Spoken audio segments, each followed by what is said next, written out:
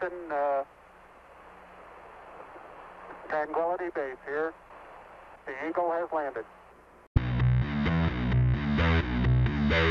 Ladies and gentlemen, Binnall of America!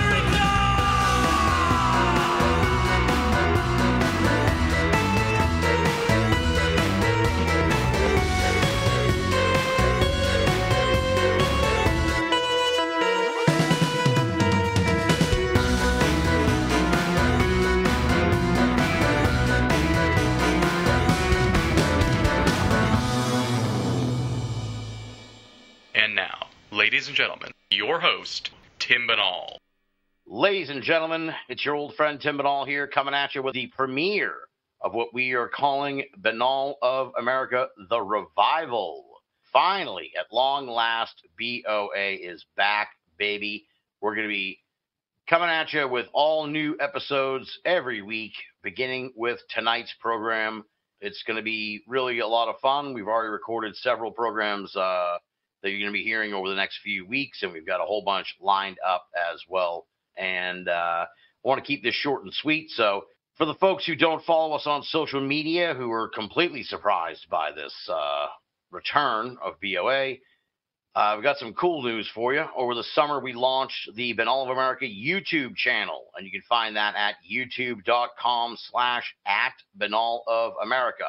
And through the help of our good friend, the mighty Bruce Mangan, we have been migrating the classic Binnall of America shows over to the YouTube channel. Bruce is a sound wizard. He's been digitally remastering these classic programs and posting them up at the BOA YouTube channel in batches since middle of the summer, I'd say. So right now we're pretty close to wrapping up season 3 over on the YouTube channel. So all of seasons 1, 2, and nearly all of season 3, digitally remastered, can be found over at the Binnall of America YouTube channel. Now, for the folks who are listening to this the old-fashioned way, you can keep doing it that way. You can keep getting the show via the podcast feed, but you definitely want to get over to the YouTube channel. You want to subscribe to that, because when we start doing live shows as part of the Binnall of America Revival, they are going to be broadcast through YouTube. So get on over to the YouTube channel, subscribe, then you'll get notifications when we're going to go live with shows. And yeah, I think I've caught you all up to speed on what's going on with Binnall of America. And on that note, let's get down to business with Drew Hurst Beeson talking about the Yuba County 5. No commercials, no subscriptions, no network, no rules. And at the end of the day, my friends, no comparison. Welcome back to Binnall of America. We're back. I want to welcome our guest, Drew Hurst Beeson. He's the author of several different interesting and fascinating books. And before I sort of bring Drew into the show, I should mention here, I was just telling Drew that we're running a whole new fucking operation here, folks. The old days of me stomping around my office with the cordless phone at my ear through Blog Talk, those days are over. We're running all this through StreamYard, and we got real microphones, and it's a quasi-professional operation at last. So I'm a little out of my element, and I really appreciate that Drew's come on as sort of the first guest here in this new era of Binnall of America. I really do appreciate it quite a bit. And the reason why Drew was at the top of my list for guests here for the Binnall of America Revival is that last year at the Strange Realities Conference, some folks may recall, that I did a presentation on the Yuba County 5 and leaned heavily on his book, Out of Bounds, What Happened to the Yuba County 5.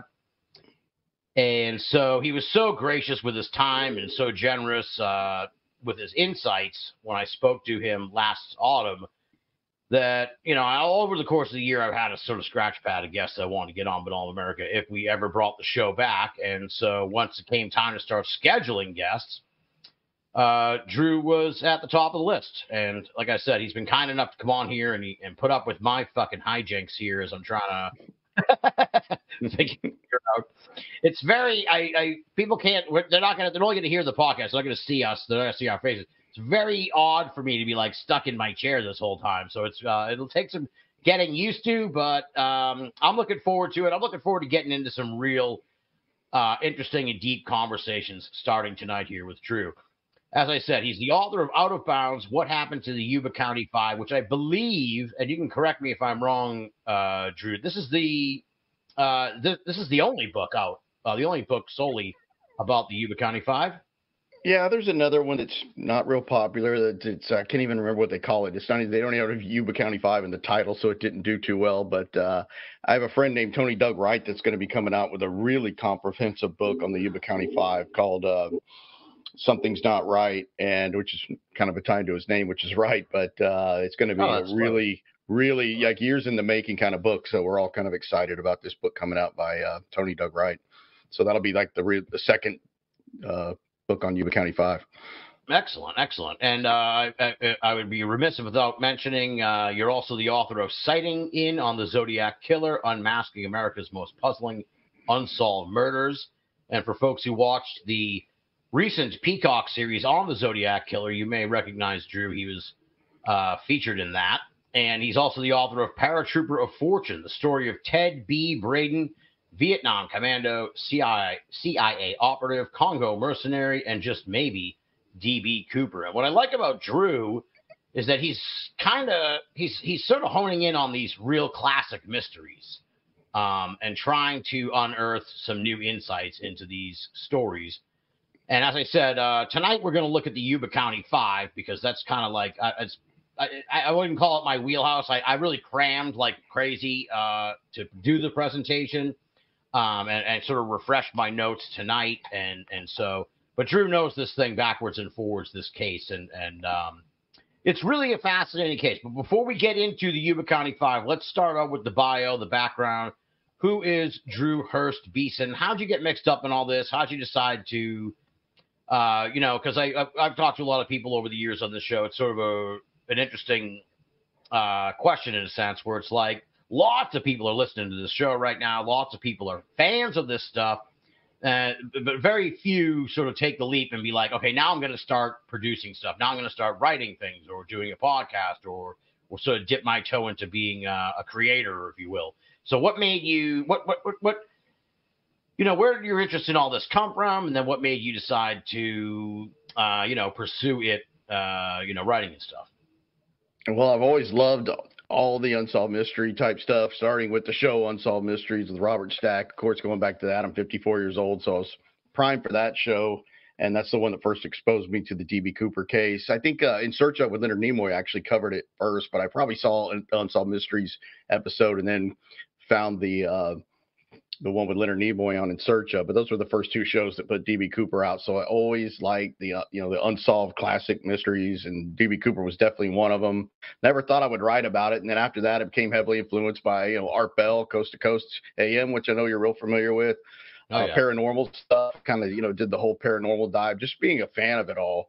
And then I kind of make the shift back to true crime with, again, D.B. Cooper. I was talking, I did my first podcast was on the Cooper Vortex, which is an all D.B. Cooper podcast hosted by my friend Darren Schaefer. And that show was kind of taken off. And I was the first person to ask him to be on that show. And he was real excited that he didn't actually have to go get a guest, that the guests were coming to him. And so that podcast went really well. So after that, I was hooked. And I went to record another podcast with a guy that had some podcasting equipment, a guy that became a good friend of mine, and he was really into the Zodiac case. And he just started, hey, man, have you ever gotten into Zodiac? And I said, a little bit, but he was like really into the Zodiac. So that kind of led from Cooper into Zodiac, which is kind of that time, kind of similar time frame, similar part of the country. And, the cases are different. Zodiac has murders involved. D.B. Cooper just stole some money, but it had that classic mystique about it, which is what I liked. And then I was watching YouTube one day and saw a video about the Yuba County 5, and I was just blown away. I was like, why have I never heard of this case? This is amazing. This has everything you want, everything there. It's just one of the most bizarre cases I ever heard. They called it the American Dyatlov Pass. Of course, the case of the Russian hikers that went missing in 1959 in the Ural Mountains in Russia, which is really, all these bizarre circumstances. So I like stuff that happened in America because I'm in America. So there you go. Yeah, I'm in Tim Binnall's America, So there you I'm gonna, hone into this case, man. So I was hooked. I got into that, and I, went looking for a book on it, and there wasn't one. So I said, hey, let's change that. Let me see if I can find some family members of these people, and see if I can, find a couple of things about it that people don't, know yet from YouTube. And I was able to accomplish that with my editor, Deneen Shreve, and she did the narratives in the book, which I thought came out great because I wanted that 1978 feel, and she would write the part about Forbstown and everything, and just nailed it. Just perfectly, how these people are up there off the grid, and she kind of grew up in a space not too unsimilar to that, kind of in the mountains. So she kind of had that whole vibe going for that. So that was kind of the focus of the book, is just kind of putting you in 1978 and setting up this insane mystery where 5 grown men go missing, because there's a lot of interesting missing person cases, but they're always like a single person going missing. This was 5 men who just went missing at the same time. So that's highly unusual. So that's kind of one thing led to the other. Yeah. It's a tremendously weird case, and it's there we go. And it's and I know exactly what you mean, in a sense where it's I remember when I gave the presentation of Strange Realities, a lot of people were like, I know what you're like. It kind of, you can see the light bulb kind of going off in people's heads as I was sort of doing the presentation, because I think people are kind of vaguely aware of the Yuba County 5, but they haven't really heard much about it. And like you said, what kind of happened with me is how I discovered your book, where I was like, all right, where can I find more information about this? And luckily by then you had written a book, but it's amazing. We're talking, well, your book came out in 2020. But this was 78. What's the math on that? 35 years? Yeah. Is it 40? Uh-huh. Yeah. Is it 35 40, or 45? Yeah. It's 40, over 40 years now. Yeah. So 45 years this past February was the anniversary of this case. And it's amazing in a way that there really hasn't been much about it until maybe the last few years, but starting with your book, and then and we should also mention Yuba County 5, the podcast that came out last year. That was really by Mopac Audio. Tremendous. That was really well done. Yeah, that was tremendous. And so I don't want to part of me is just I could just sit back here and have you just tell the whole fucking story, and believe me, some people will probably be like, good. Get the fuck out of here, Binnall.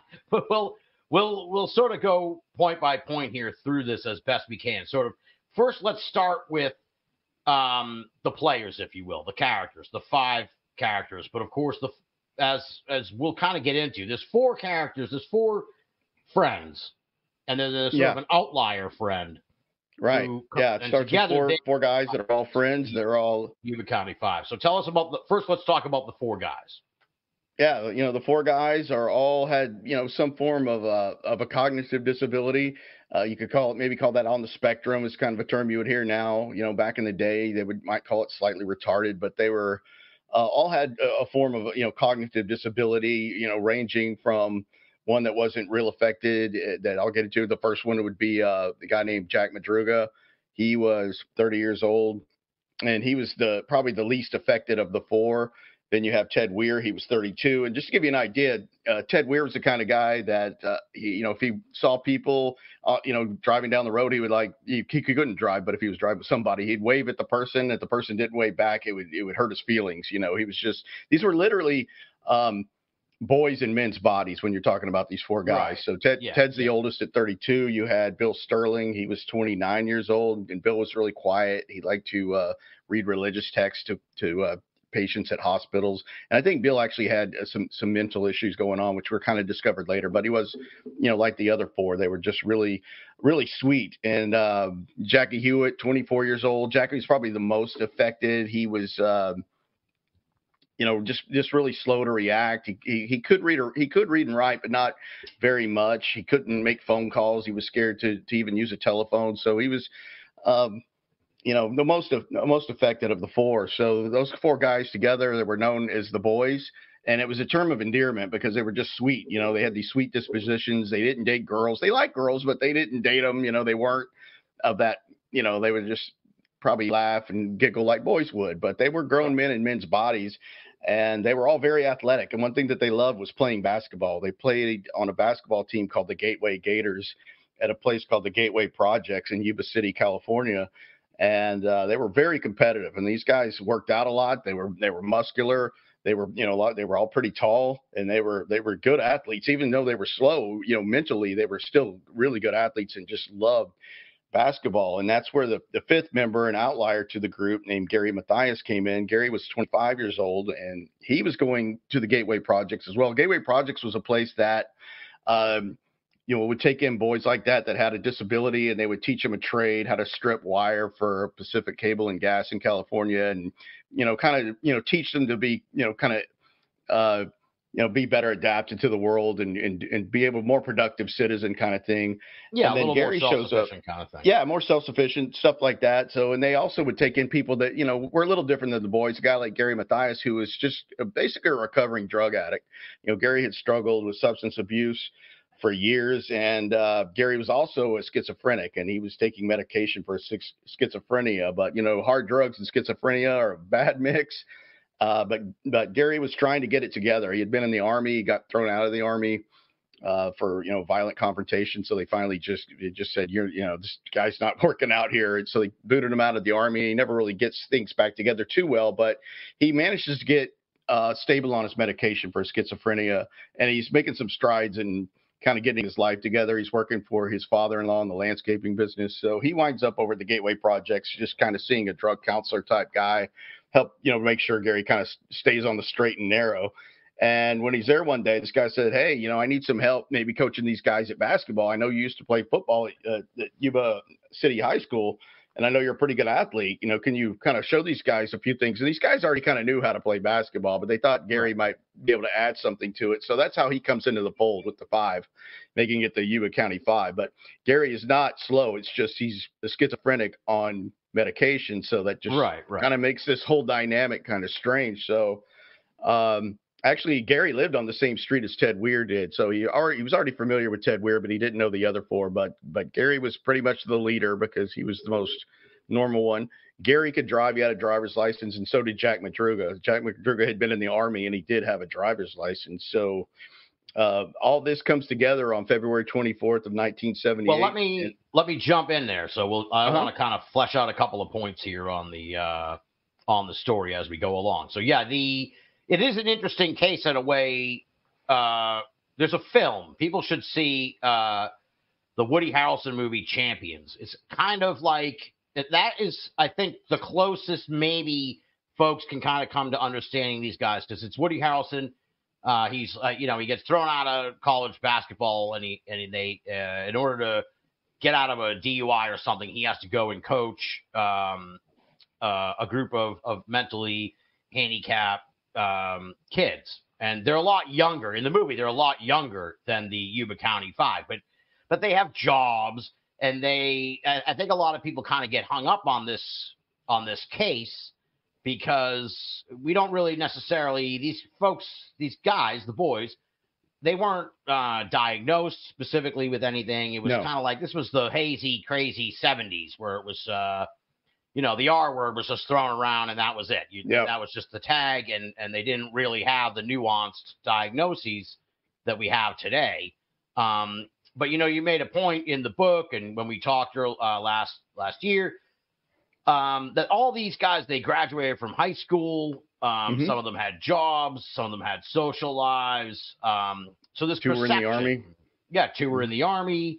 So this perception that they were hapless or stupid or incapable of navigating the world is just flat out wrong. It's just a complete misconception. And I think a lot of people, when they hear about this Yuba County 5 case, especially when it happened in 78, and no doubt in the many years that followed up until this sort of the last decade or so, when people really started to take a second look at it, I think it was just dismissed as these guys were incapable of handling the outside world, and then things went terribly awry. But it's like, that's not really, that's really not the case. And so we jump ahead here to the night of February 24th, 1978.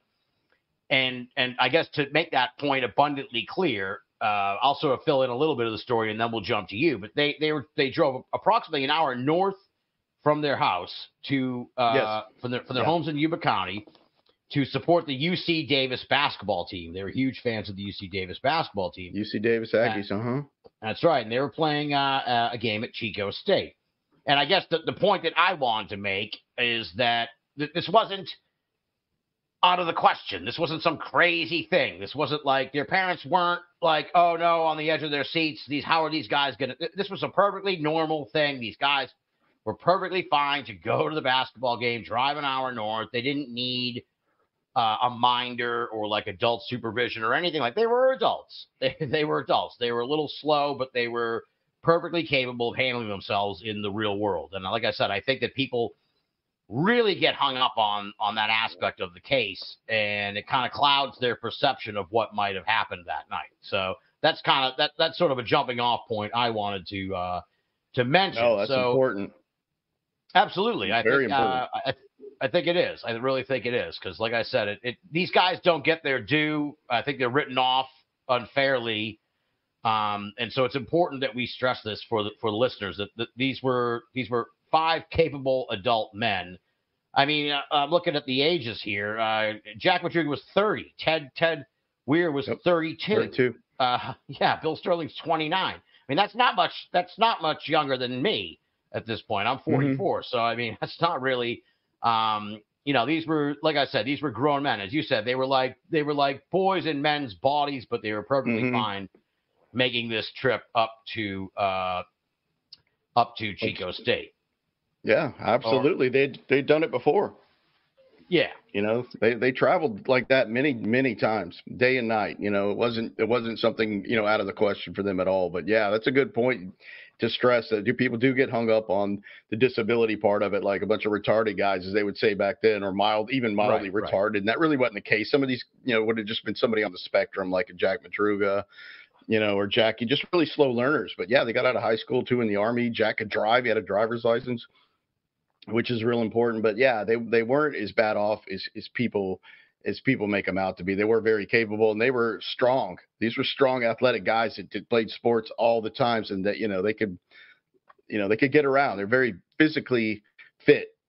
All of them, even Gary Mathias, very, although he had some issues, but Gary Mathias, very fit guy.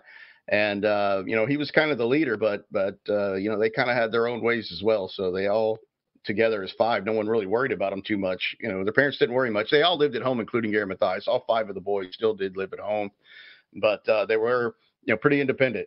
Like you were trying to say, they were absolutely independent. So, February 24th, 1978, they're going to go see their favorite basketball team play. They eat, sleep, and drink the UC Davis Aggies that are, of course, based out of Sacramento, kind of basically their hometown, because Yuba City's so close to Sacramento in California. So they're going up to a town called Chico to watch them a road game to see them play the Chico State Wildcats. And it's basically a throwaway game. It's not going to be close. UC Davis Aggies were pretty good that year. They're a pretty good basketball tradition, and they were pretty much going to, mop the floor with Chico State. And but it didn't matter to the boys. They just wanted to see that team. So they all packed into Jack Madruga's 1969 Mercury Montego. And this was Jack Madruga's pride and joy, and it's an important part of the case is this car, because Jack loved the car. Jack's nickname, by the way, was Doc. They all called him Doc because he used to watch Bugs Bunny a lot. And it was just a cute thing about him that he just would quote, "What's up, Doc? What's up, Doc?" So they started calling him Doc. That's how he acquired the nickname. So they all called him Doc. So if I accidentally say Doc instead of Jack, I mean Jack. Absolutely. Or Doc, yeah, or back and forth. But he was the driver, and it was his car, and he almost never let anyone else drive that car because it was his baby. Occasionally he would let his nephew drive it. Maybe one other person, but that was it. Almost no one could even touch the car because he kept it pristine condition. He wouldn't even drive it down a road if he thought if it would bottom out or scratch the bottom of his car. He was so obsessive about the car. But they all loaded in the Montego. I think Gary was the last to be picked up and was sitting in the passenger seat, I believe. And then they went to go fill up the gas at the Miko gas station that was run by Bill Sterling's parents. So they topped off the car with gas, and Bill got his allowance, and they headed off the road to Chico. No one thought a thing about it. And their parents said, hey, most of these guys, they were going to, a really important part of it is they're going to play in a Special Olympics game the next morning. Right. And this is like a state final for their team with the Gateway Projects. They were called the Gateway Gators. And they were all looking forward to this game far more than the Chico game. That was just something fun to do, but they were really looking forward to playing in the game the next morning. And at least two of them told their mothers, don't let me oversleep. Don't let me oversleep, because we got to meet in the morning to go up to Sacramento and play this game. And they would lay their uniforms out, so they'd be ready to put on their shoes and get ready to go up to Sacramento to play in that big game. But anyway, they all lump into the car, top it off with gas, and they head up to Chico. And they arrive at the game. People remembered seeing them at the game. And, of course, their team won big, and they were in good spirits. So they all left the game. It was, not many people attended, probably like 30% fullness in the arena that night. So they left and went to a nearby convenience store called Bears Market. And they bought snacks for their hour trip home. And the girl that was working that night, I think her name was Mary Davis, I believe. And she remembered the boys coming in right before closing time, and she remembered thinking, man, these jerks, like I was trying to close the store down and go home early, but now these 5 guys come in here all happy, and they want to, they're buying milk and a Langendorf lemon pie one of them ate, and just chips or whatever. And she just recalled them being in a pretty upbeat mood, but her being mad that they came in right when she was trying to close the store. But she didn't remember anything else out of place whatsoever. So they got all their snacks, got back into the car, and never made it back to Yuba City ever. That's probably the last time they're ever seen is by Mary Davis at the Bears Market. So it's somewhere around 2 or 3 in the morning, and one of the mothers calls another mother and said, hey, have you seen Jack or have you seen Bill? And Imogene Weir, Ted's mother's like, I haven't seen Ted. So the mothers are calling each other, and they're 3 in the morning. They know something's wrong. These guys should have been home about 10:30 or so. Right, because they have this enormous game the next day. I think that's enormous game. You already mentioned it, but this is, like you said, huge. They were, and other than that, it would be out of character for them. Absolutely, yeah, absolutely. And one thing that totally out of character that kind of flashed in my head that I hadn't even never thought of till we were talking tonight was like, I suppose in some people's minds they think there's a possibility maybe these guys all got drunk or something. No, nothing. No, they were, Yeah, so there wasn't anything they were like straight-laced guys other than Gary. Gary had a alcohol and drug pass, but Gary was doing pretty well on his drugs for his schizophrenia, and he wanted to play in that game as bad as anybody. He was really fired up about playing in that game. So it comes into play a lot. But anyway, so the mothers are calling 3 in the morning, 4 in the morning. I mean, they're like, something is not right. Someday, Tony's book coming out. This is a big problem. And they really knew something was bad when they were all supposed to meet up at I think the Montgomery Ward or something in Yuba City. And they were all going to meet up and drive to go play the game. And when none of them showed up for that, they knew that this is tragically wrong. The police were called and the search was on. They didn't even wait any longer. We got to figure out where these guys are. So they contacted the Yuba County Police. They put out, some bulletins about what kind of car Jack Madruga thought, drove and all that. So it's about 3 days later, they find on a Monday, I think that's February 27th. I'm not sure, around there. Somebody finds Jack Madruga's Mercury Montego parked up in the Plumas National Forest near a place called the Rogers Cow Camp. So that's right. Now, let me jump in on you. Sign of them. Drew, let me jump in on you. Sorry to interrupt. Let me just. No problem, man. It's important to note, I think, that when I was putting all this together, like in my head, I kind of eventually was like, I got to look at a fucking map here because I can't really. Oh, yeah, absolutely. And so what it helps. People have to think about, right? They drive an hour north to Chico. So they're missing. They're missing, and they don't know where they are. So the search, they're looking for them in the wrong. Eventually, we realize that they were looking for them in the wrong place. So when way Jack off course. Right. Like an hour, I think it was like 70 miles or something away from where Jack Madruga's car was eventually found. And it was found by just some random person driving on the road, right? And they were like, "Oh, there's an abandoned car here. I better call it in." Then it was a police officer that found the car, that noticed the car up there abandoned. Right. Yeah. Yeah. Then they So kind of put two and two together, and they're like, yeah, oh, so shit, that guy was down there. Yeah, they attach it to the boys pretty quick, but they were not, they were way off course. Chico is about, like you said, an hour, not a straight shot, but not too bad to get up to Chico, about an hour. And it's kind of northwest. And then where they were found was more northeast, but way off course, about 70 miles up into the Plumas National Forest, where the car was found, by the way. And you had to go past a town called Oroville, where you have to go over a long, long bridge. So that'll become important, because this isn't just a bunch of guys getting lost. And I never thought that. But a lot of people think, oh, they just got lost. They're way lost if that's what happened. So car is found, and the search is on. The problem is that they're already at a high elevation where the car was found. It was about 5,000 feet up the Oroville-Quincy Highway. And this is basically the middle of nowhere. It's nothing but cold, desolate. It's February up there.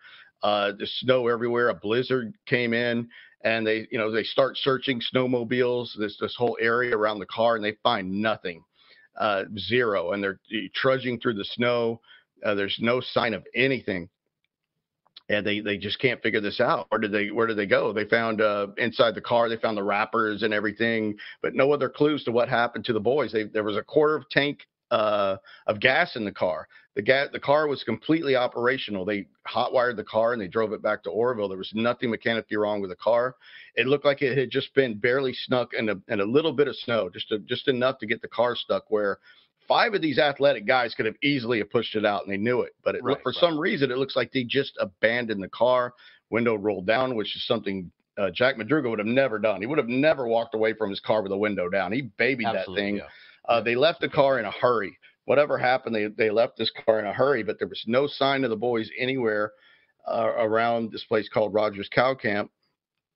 And then, they're trying to think of all these different theories that may have happened. There's one that came up where they thought, well, maybe they went to go see Gary's friends in a town called Forbstown, or near Brownsville, California, and that didn't really pan out. And then there was a potential sighting of the boys in, I think it was in Brownsville or Forbstown, and they were going into a convenience store, and a lady remembered them coming in. One was using the phone, and another was buying food or something. But none of the families believed it, because she said they were all in a truck.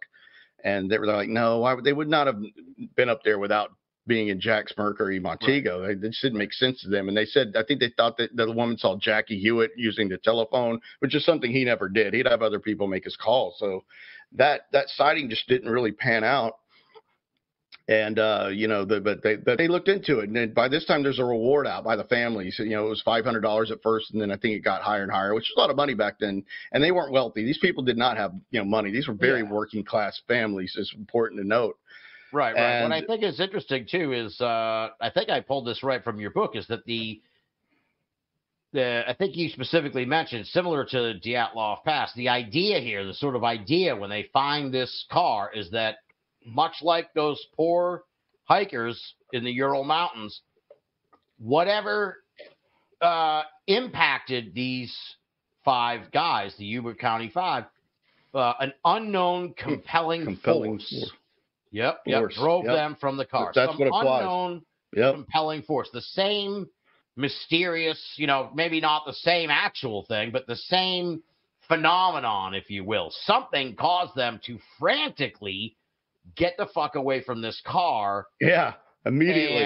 And leave it unlocked, leave the window down. And like you said, Jackie Madruga would never, ever have done this with his car. He was fastidious in how he took care of it. So something in an instant made them depart from the car. So, I mean, this case has layers and layers of weird on it. And that's one big layer of weird that is, I think that's sort of that. I think that's a lot of kind of where the Dyatlov Pass comes from in a way. Also that there's a mystery on a mountain, if you will, but that unknown compelling force that we're all still trying to figure out what it was in a sense in both instances, but especially in this one. Now, as you said, there's a reward out. I think we should jump here to the dubious testimony of one Joseph Shones, because that to me is sort of now we've got, where do you hear about this guy, folks? Now we've got a real character who fucking inserts himself into the mix with a story that is just like it's like, come on, man, this is already weird enough. Now you're jumping in with a crazy ass account of what you saw that night, Joe Shones. So tell us about Joseph Shones and how he got mixed up with this. Joseph Shones goes by Joe. He's literally the town drunk. One person that I spoke to that knew him fairly well, because it was his neighbor, called him a wet brain alcoholic. That was his favorite way to describe Joe Shones. He said that the guy was just just incredulous. He would be, he would if he opened his mouth, he was lying about something. They would lie about his experiences in the military around other vets, and they would question this guy and say, there's no way, that's impossible. But the guy would just double down on his lies and just keep on going. He was just one of these just horrible town drunk guys that just would never shut up and kind of did things his own way. So I don't recall exactly when Joe Shones comes forward with this story, but it's a couple of weeks or so after the boys go missing, and he hears about the case because the search is on. And they have found nothing. They have found nothing but the Montego. They found nothing around it within a perimeter. They're searching snowmobiles, like I said, all over. Tracking dogs, nothing. But a blizzard had come in at that elevation, made the searching really difficult. But they're finding nothing. So they're really hungry to find anything about these guys. So this guy comes forward named Joe Shones. He lives in a town called Berry Creek, just outside of Oroville. So he's basically a local, not too far from where they found the Montego in Rogers Cow Camp. He lives about 25 miles from there, but this is going way up this mountain at this point on the Oroville-Quincy Highway. So Shones comes forward with this story, because something finally tells him, I kind of remember something about this. So his story was that he had gone to a place called the Mountain House Lodge to have a drink, and he goes up there, and he actually was there. People remembered him coming in. And he saw some people that obviously knew him because he's not far, doesn't live far from there. And then he gets back into his Volkswagen Beetle. And for some reason, when he leaves, people remembered him leaving, going the wrong direction. He's basically going up the mountain in the direction of Rogers Cow Camp. And remember, there's nothing up here. And what his story was that he was going to check the snow line for a ski weekend with his daughter and his wife, which is complete bullshit. But at the time, people had to take him seriously. So he goes up in his VW Beetle, and he gets up close to the Rogers Cow Camp, and he gets snuck in the snow. And he gets out of his Beetle, and this is around, I think, about 7:30 p.m. or so. I don't remember exactly when, but it's kind of early evening after he left Mountain House. So he gets out of his car to kind of push it out of the snow, and in the process, he has a mild heart attack, and he gets sick and he vomits because of the heart attack, and he gets back in his car because it's freezing at this point at that elevation. So he gets back in his VW Beetle for the heat. With the heater on, with it still running.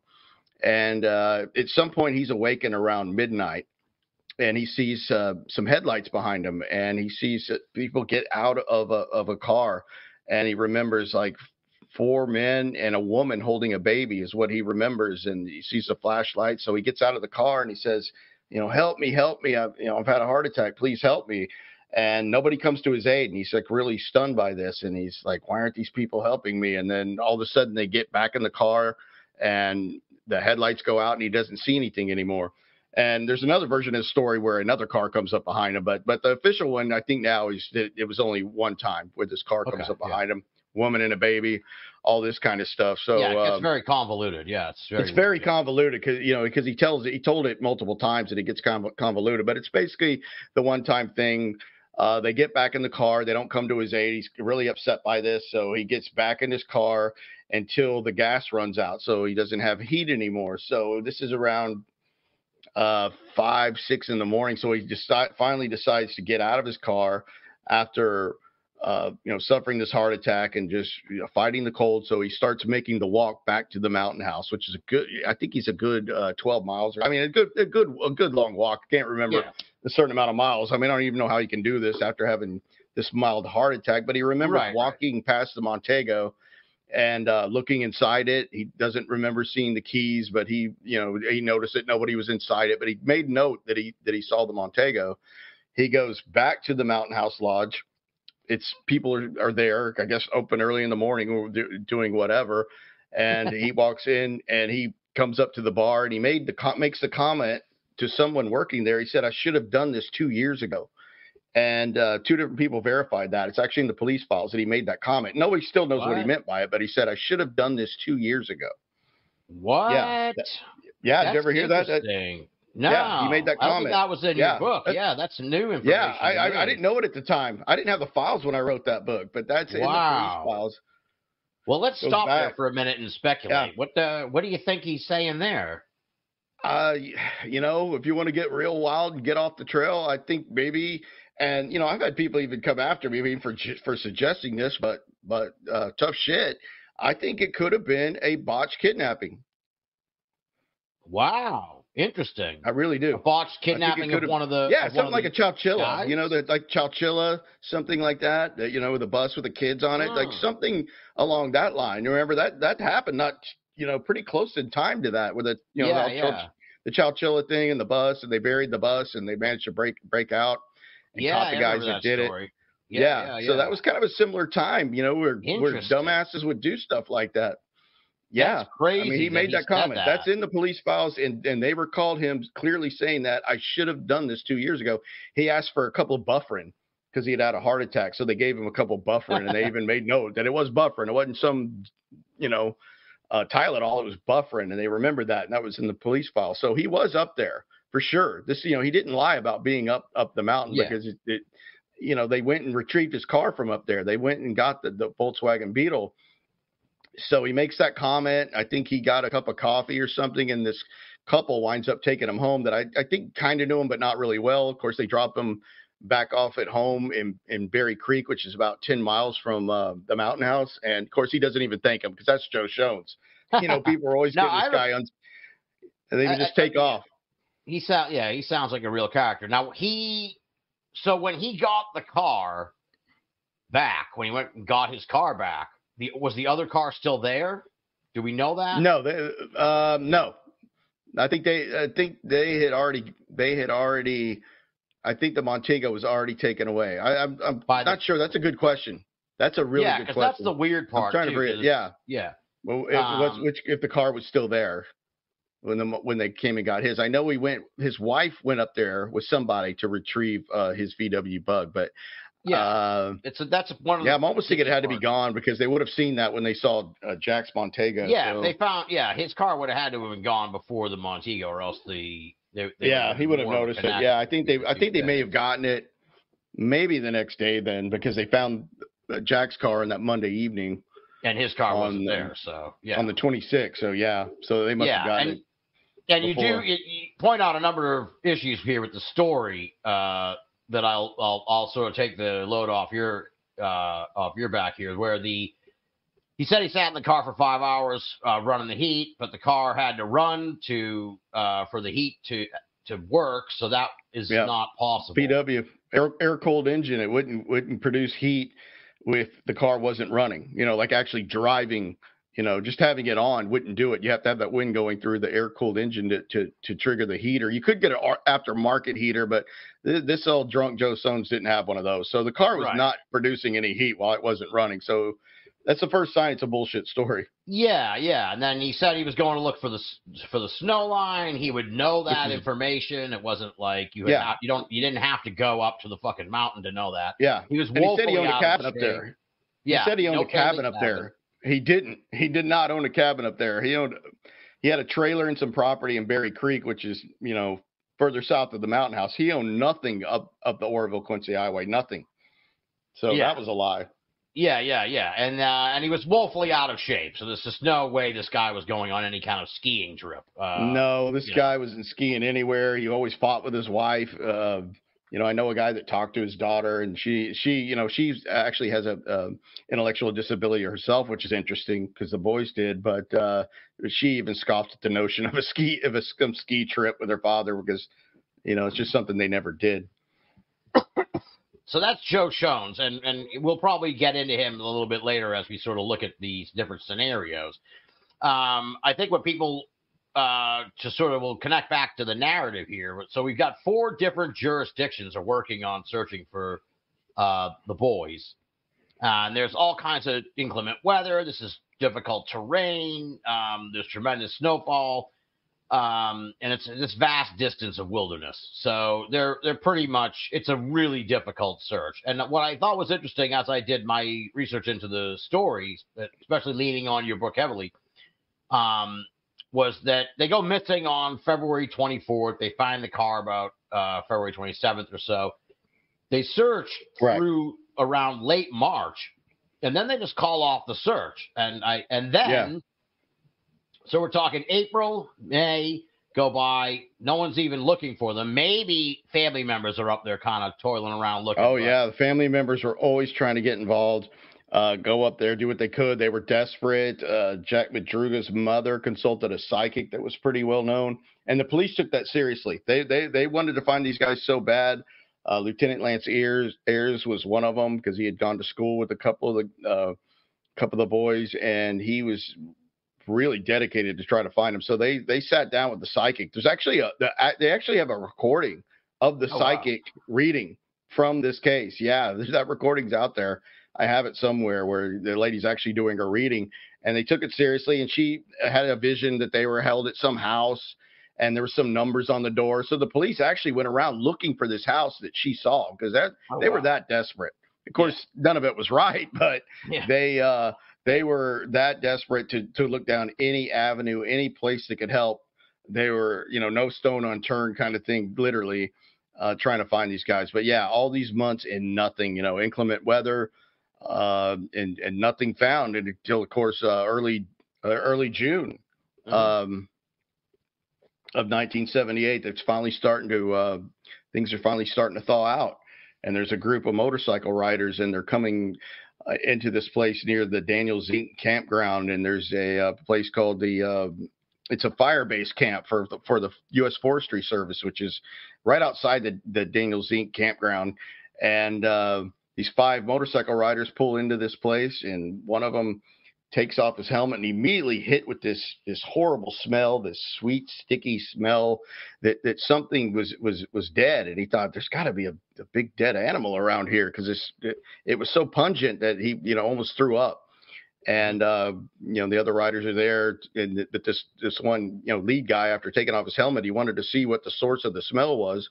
And he noticed there's these 2 Forest Service trailers that face each other, and they have a common deck between them, and he walks up to one of them, and he can tell that the door had been opened, and he goes in and finds the body of Ted Weir laying on a bed. 32-year-old Ted Weir was laying on a bed on his back. He's got 8 sheets pulled up to his neck, perfectly up to his neck.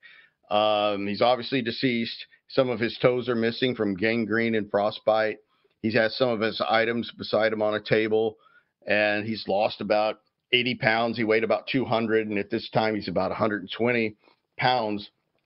And that was the first discovery of, the first big break after all those months. They finally found one of the boys in that Forest Service trailer after all those months. So then the search was on because, they alerted the authorities, and they immediately started searching the surrounding area of this U.S. Forest Service fire camp. And they, I think 2 days later, I'm trying to remember, it's been a while since I've gone through it all. They found some scattered remains of, they found Jack Madruga's remains. He was holding his watch in his left hand. His right arm had been separated and dragged away by animals, but he was still holding his wristwatch in his left hand. His right arm was gone. His car keys were still on him, which is interesting because that means he drove his own car up to the Rogers Cow Camp. So that was interesting. Yep.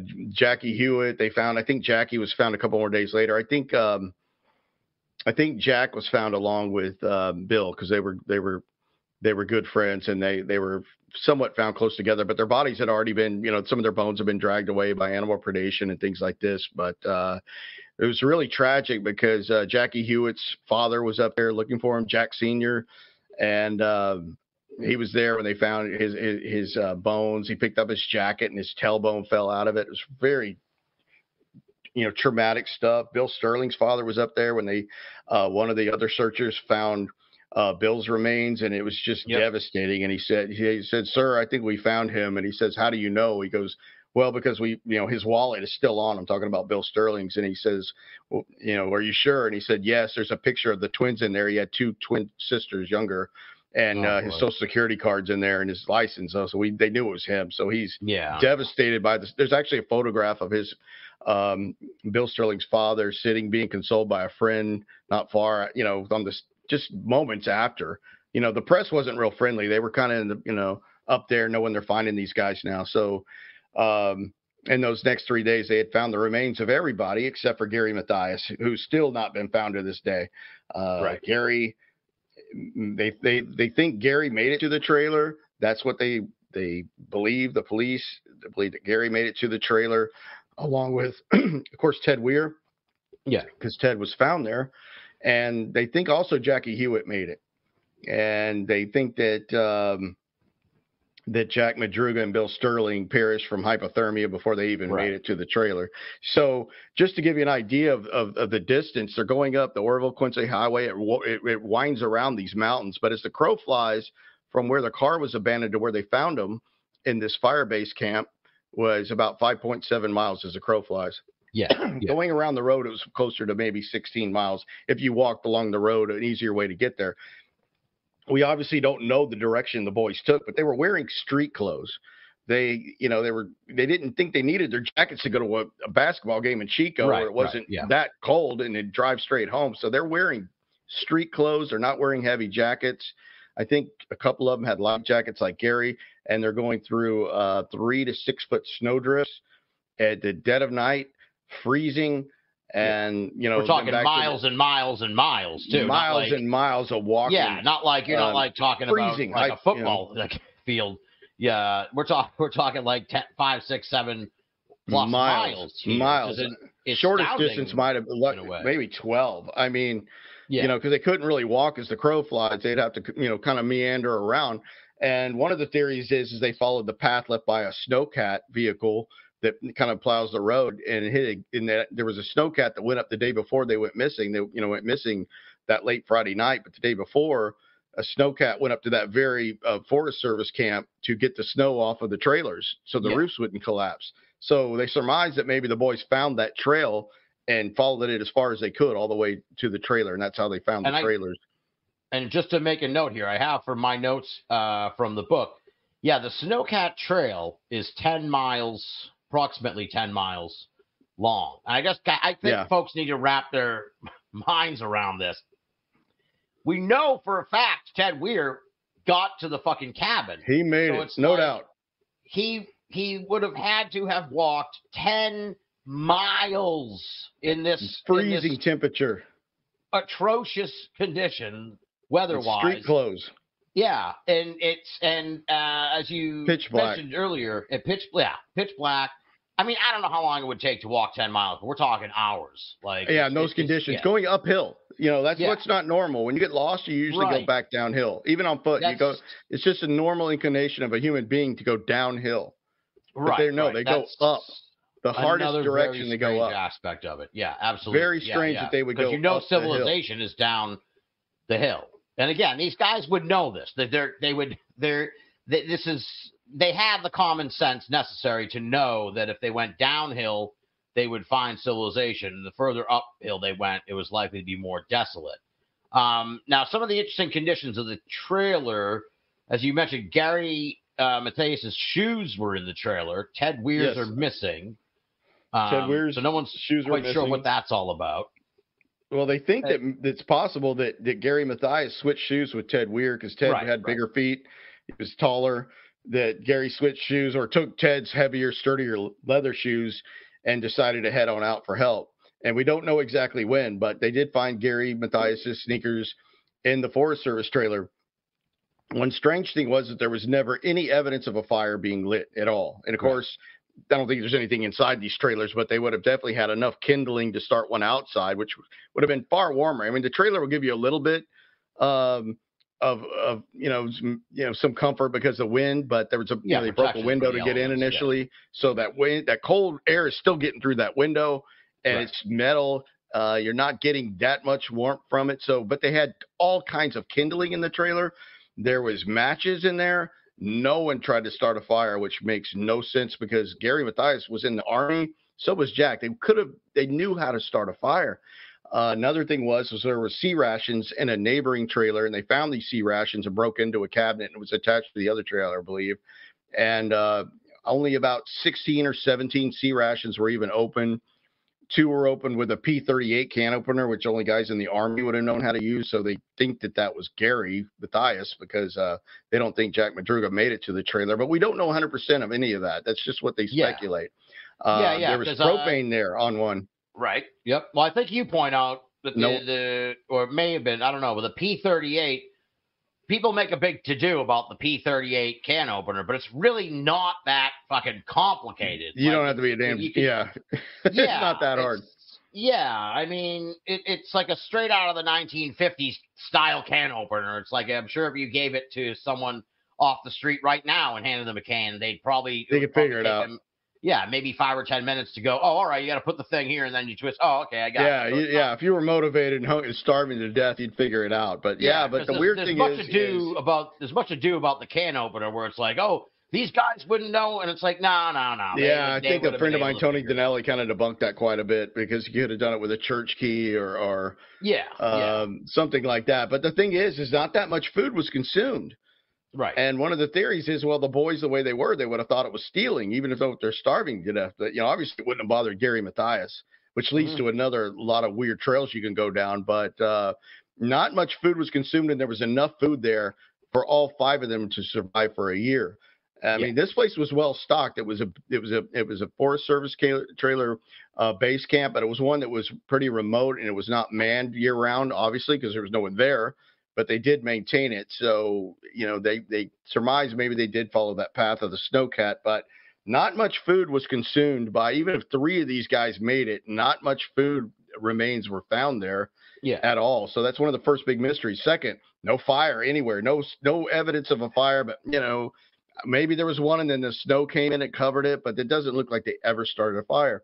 Right. Now, when they found Ted Weir's body, he lost about 80 pounds. He weighed about 200 and he was down to like 120 when they found him. He was just basically like a skeleton, and they could tell by his beard growth that he was alive in that trailer for at least 8 to 10 weeks.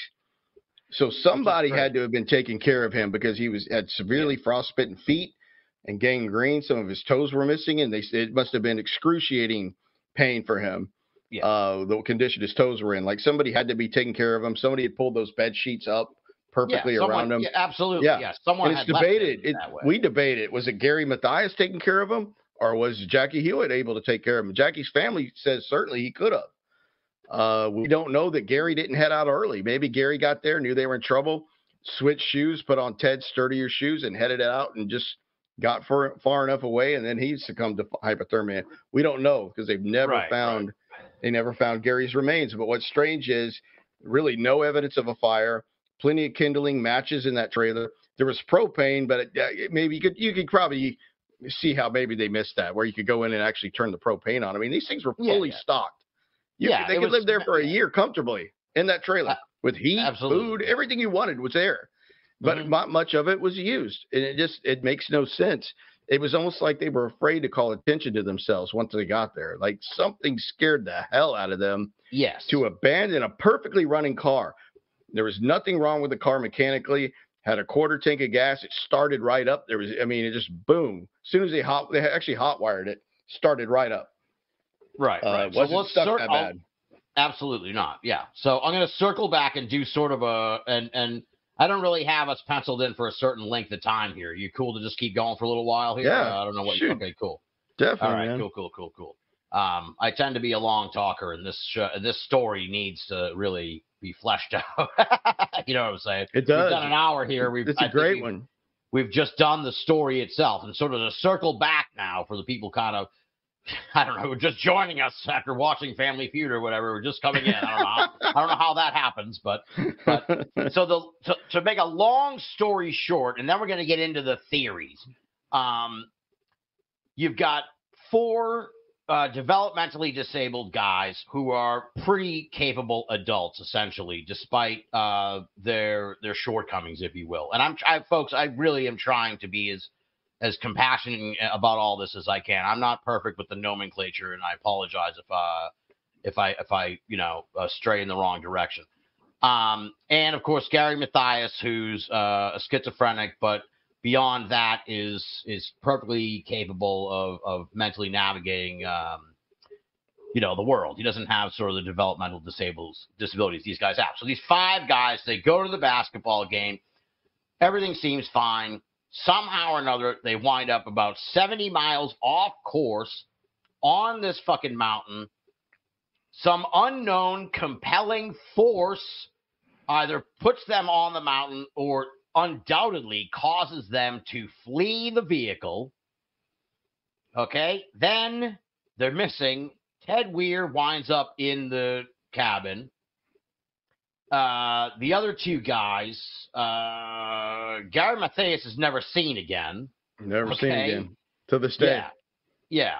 Okay, here's my thing. Yeah, so Bill Sterling and Jack Madruga are found along the road. I don't have it right in front of me, leading up to the cabin. I think it's believed that they were on their way. Yeah, about 2 miles or so. It's about 2 miles away. Right. Jackie Hewitt is found a quarter of a mile from the cabin, which, as you were kind of alluding to, seems to suggest he made it to the cabin. And as I said, Gary Mathias is missing. So that's sort of the thumbnail version of this story. And to this day, we don't know what happened. We don't know why this very weird chain of events to happen, why they didn't seem to use the cabin, and what that unknown compelling force was. So let's get into the theories now. So by virtue of him being missing, by virtue of them never finding him, Gary Mathias, in some ways, he's seen by some as the catalyst. He's definitely the outlier of the story, but by virtue of being schizophrenic as opposed to the other 4 guys having developmental disabilities. So he's sort of he's the outlier of the group, and he's the one that goes missing. So, of course, a lot of people wonder, think, postulate, speculate that he has something to do with this. So I guess let's explore sort of the Gary Mathias angle theories, if you will, because there's a handful of different kind of versions of how he might have factored into this chain of events. Yeah, the Gary Mathias angle, that Gary was responsible for this because he was schizophrenic and he had some control over the boys, and the other 4 were scared of Gary. Let's face it, they were. I know they were. That's told to me enough, and unfortunately, they were, and they were and they listened to him for the most part because they did fear him. I think all 4 of them together may have had, be able to stand up to him to some level, but he didn't really order him around so much. But he was sort of the de facto leader, but he was also their protector. Gary was known for protecting the other 4. He was. I mean, Gary was a ballroom brawler, and he would protect his buddy. So that's an important aspect of this case, and it could have led to what happened to him. But, the Gary possibly being responsible story starts with a story that came out years and years later in the Sacramento Bee. I don't remember what year, but it was not too old of an article, maybe 8 or 9 years ago, by a guy named Benji Agel. And he found out some more things about Gary's past, where he punched a police officer. He tried to sexually assault his cousin's wife when she was knocked out on drugs after a surgery. Gary did a lot of bad stuff. I'm not going to sugarcoat it. He did. Right. He did. He did a lot of hard drugs. He was just that kind of guy. He got into a lot of trouble because, maybe mostly in part to his schizophrenia, but like I said, it was under control. From all accounts, he was taking his medicine steadily. His stepfather was giving it to him. So there really was no reason for Gary to go, schizo, if you will, or haywire. But he had done that a few times in the past, but this would have just been the really strange time to do that. He wants to play in this game the next day as bad as anybody. This is just be a real weird time. So, of course, he's schizophrenic. So it's not out of the question, unfortunately, that Gary just on the drive home just gets this wild idea and says, drive up here. And, some people thought, well, maybe he's trying to go see his buddies in Forbstown or whatever, which is nonsense because they caught up with these 2 buddies and they said, we never saw him. We haven't seen him in 2 years. So it doesn't hold a lot of water. And Gary definitely wouldn't have set out to harm his friends because remember, 2 of them they died of hypothermia. They know Ted. We know how they found Ted. It wasn't like he murdered him or he shot him or anything. Right. Exactly. Yeah. The whole thing was Gary the reason they got off course and were going up there in the first place? Was Gary going to look for something? That's speculated. Did Gary say, hey, go do this, do that. One thing that I know for sure is I believe that Jack Madruga drove his own car up there, because when they towed it back to Oroville, they looked under the underbody of that heavy American car, a 1969 Mercury Montego, big, heavy American car, and you had 5 grown men sitting in it. And the road they were on was very rutted. And they noticed that the whole bottom of the car was pristine. Like, whoever drove this car up there, one, did it really gingerly, avoiding every little thing he could see, or somebody that knew that road backward and forward, because the road would wash out a lot during the, it wasn't really well maintained. It was up there in the middle of nowhere, but they were stunned by how well the bottom of that car looked. It should have been rutted alone from going up the road to the Rogers Cow Camp, and it wasn't. So that tells me Gary drove his own. Jack drove his own car, and they found the keys on Jack. Right, exactly. Yeah, so it can be pretty safe. He drove his own car up there. So was this Gary telling them somewhat under duress? But that's another thing that points to, if it was somebody else that took over the car, and that theory we'll get into a little bit, I think they probably would have been driving the car themselves and not been so careful the way they drove it. So I'm a big believer that Jack Madruga drove his own car up there. But the whole thing with Gary Mathias being involved kind of comes from the Jackie Eagle article in the Sacramento Bee, where he, kind of released some not before known facts about Gary Mathias being very violent. But these guys weren't found. I mean, there was only bones left, unfortunately, so you probably couldn't really tell if they were hit by a blunt object. Their bones have been sitting in the forest ravaged by animals for days. So we don't know. I think it's important. I lean against it.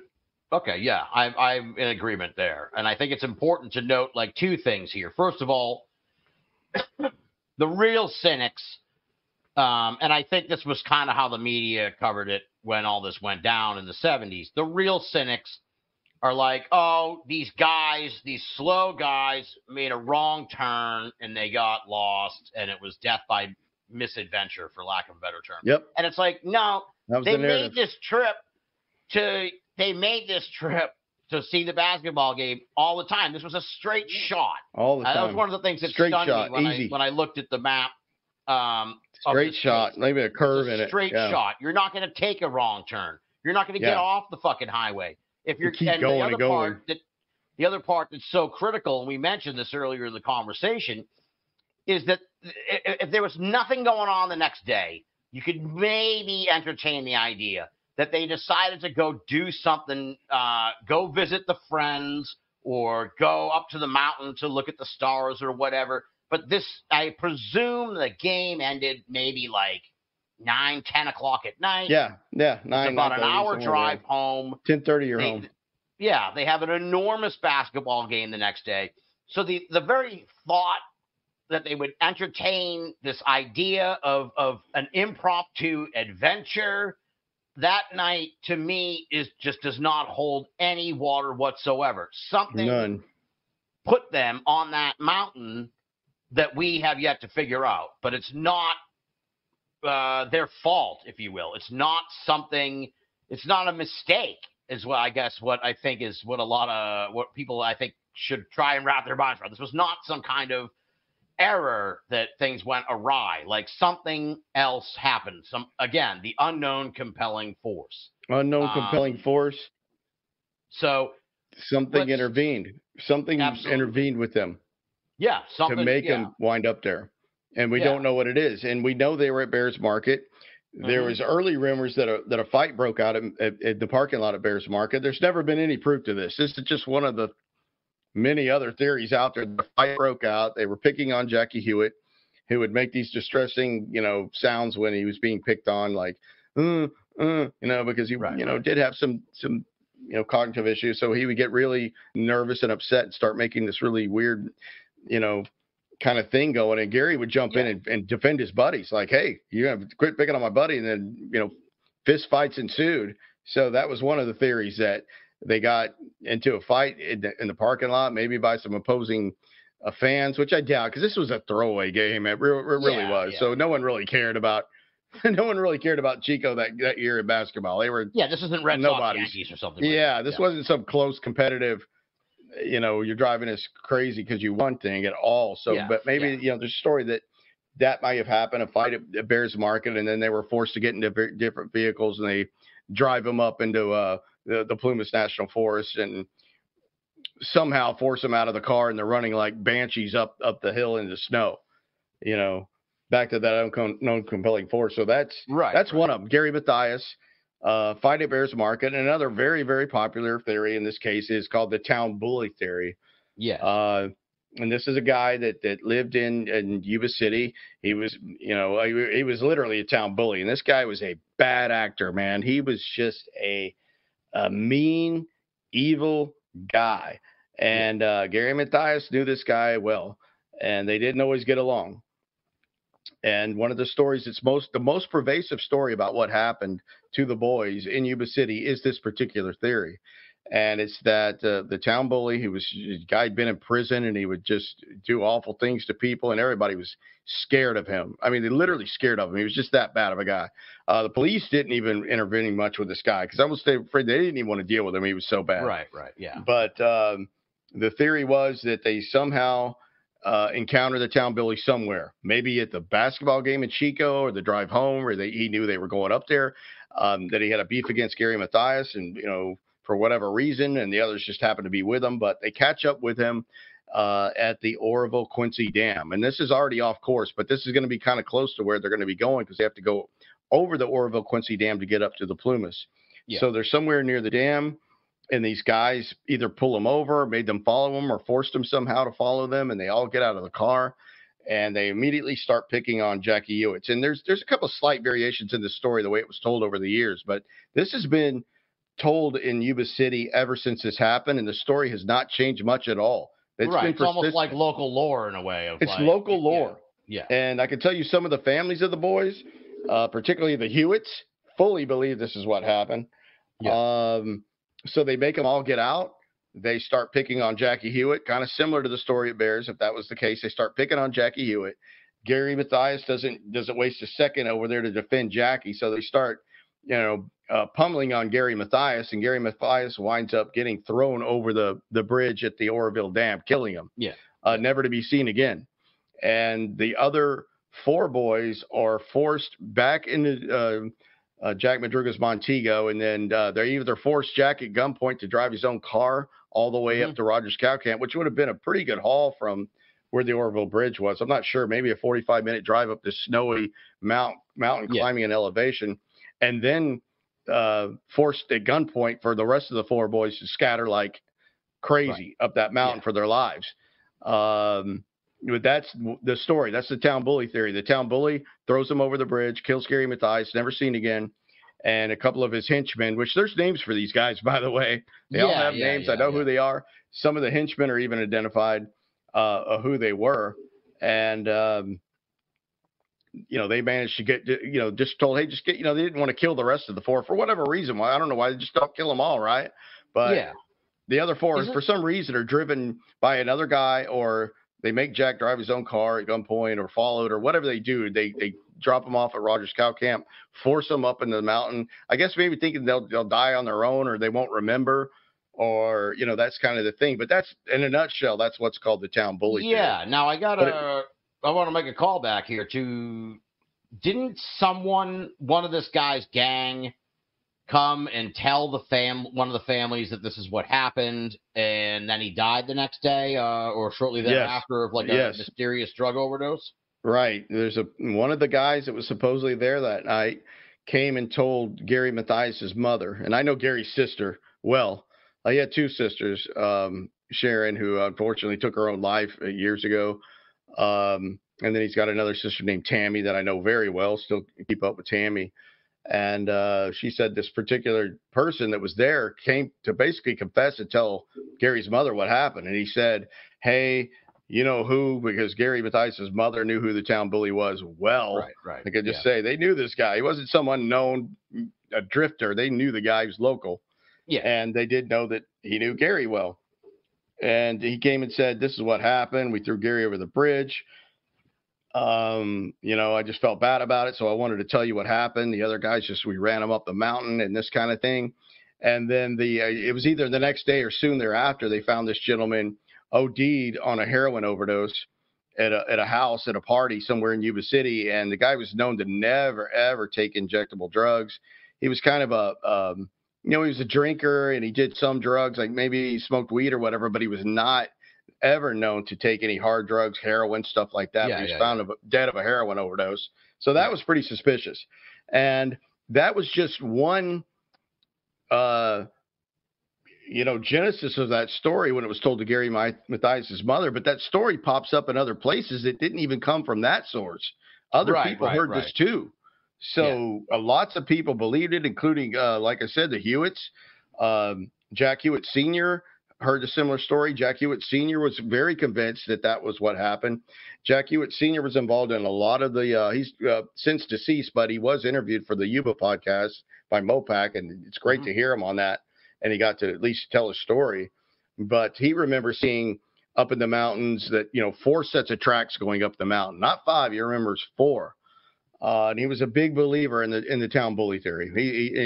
Till his death. And he had heard some things through the grapevine, working in Yuba City and knowing people that's what happened. The only problem with that theory is they find Gary's tennis shoes in the trailer. So if Gary's thrown over the Orville Bridge, how do his shoes get to the trailer? If you can solve that, you could make a really good case for Gary never making it to the trailer, because one, Gary would have started a fire. He absolutely knew how. He would have been freezing. Why would Gary Mathias not start a fire? Why would Gary Mathias not eat more food? Because he's and even if he left, like let's say him and Hewitt, who I believe is the other guy we believe made it to the trailer. Jackie. Let's say he leaves Hewitt and Ted at the trailer, and then he goes off to find help. That's sort of one of the prevailing theories. The idea, I guess the sticking point to me, like you said, how do the shoes wind up in the trailer if he was thrown off the bridge? If he was in the trailer, one would assume, like, look, if I'm here with Drew, my buddy, and, another guy, Brian, whatever, and I have to leave them in the trailer,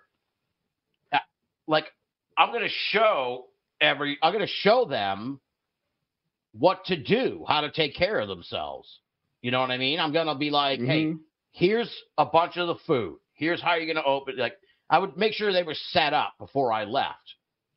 But it would seem, based on the lack of a fire, based on the food, that there's no indication that he set them up to survive in the cabin, which that adds another element where it's like, that's a great point. You would think he would. Like, if he's going to leave, like, hey, guys, here's 100 rations. Here's how you open them and set them up. That's a great point. Yeah. So to me, that aspect of it, like, it's very confounding. And then, it does make you wonder. I think it's been kicked around the idea, maybe they threw Gary off the bridge. In the ensuing fight, the shoes fell off, and when the guys were forced in the car, they scrambled and grabbed the shoes and put them in the car. Or he took his shoes off on the ride home, and one of the boys just in their own mind, and that's the way they would think, is maybe, Gary will reappear, not really understand he's never coming back. And they would think like that. I mean, in one case of Ted Weir, his house caught on fire one day, and his 2 brothers tried to wake him up and said, hey, the house is burning. You got to get out. And he said, no, I can't. I got to go to work.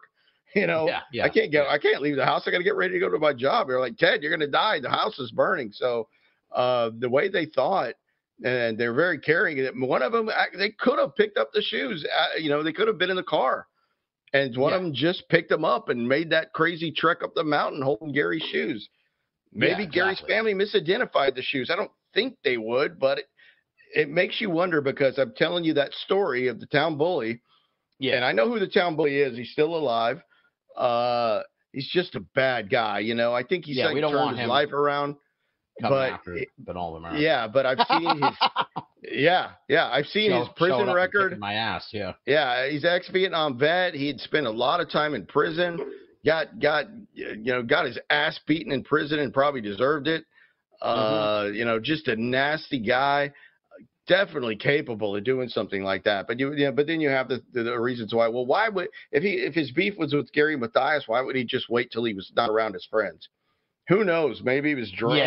Yeah, exactly. There's a million reasons. But if you can explain the shoes, you can build a good argument for for Gary never making it to the trailer. You really can because one, they never found Gary Mathias to this day. So the bridge makes a good point because they never find him. I think his sister told me they did hire divers at one point. Of course, they found nothing. This is a deep water in Oroville over the Oroville Quincy Bridge, very deep. I don't think they would have ever found him. They could have weighted him down, but there's a lot of things you could point to that would say that Gary, like you said, he didn't set him up. He would have started a fire. He would have definitely eaten more on his own because he wouldn't have cared if it was stealing or not. Guy's starving to death. Right, exactly. Yeah. And then, we started thinking more that Jackie Hewitt was not as bad as people make him out to be. Like we were saying in the beginning, all of them got overblown about how bad their disabilities were. Jackie Hewitt rode a little motorcycle that you had to switch gears on. So he wasn't that bad. They had a little bit of property and he'd go ripping up and down on his motorcycle in it. I mean, you knew how to, use a clutch and that's not, if you were that you had motor skills. I know. You can't ride a motorcycle that has gears. This wasn't like a little bitty kiddie toy where it had one speed. It had gears on it. He knew how to ride it. I mean, he wasn't as bad as they make him out to be. He absolutely could have taken care of Ted to some extent. Right. And another thing to consider is go ahead. Is Gary Mathias' schizophrenia. Now, the way it works with these kind of drugs for schizophrenia and other like mental illnesses, they take time to build up in your bloodstream. So Gary's going to be pretty stable maybe for a week or so, maybe getting into a 2 weeks. So when he gets to the 2 week mark and he's not on his medicine, it's really his mental state's going to degrade quickly. The further he gets away from not taking this medicine. So if people surmise that Gary was there till maybe 6-7 weeks, he's already going to be into the really whacked out mode. He's not going to be thinking straight enough to take Ted's shoes. He's just going to haul ass at his bare feet, you know. Exactly. And Gary's a hardcore dude, so you cannot throw away. If he stayed there for 6 weeks, he would have been out of his mind in 6 weeks. Right. What I'm saying, no medicine in 6 weeks. He's gone nuts. By the time you're there 6 weeks, when he was stable, he already would have had sort of a routine, a setup of the cabin. We would have seen it more lived in. More lived in. Doesn't seem to be the case at all. Now, more food. You just go get all the C rations. You would go to where they were in that store so they can bring them all into the trailer. As many as you could. And there wasn't many consumed.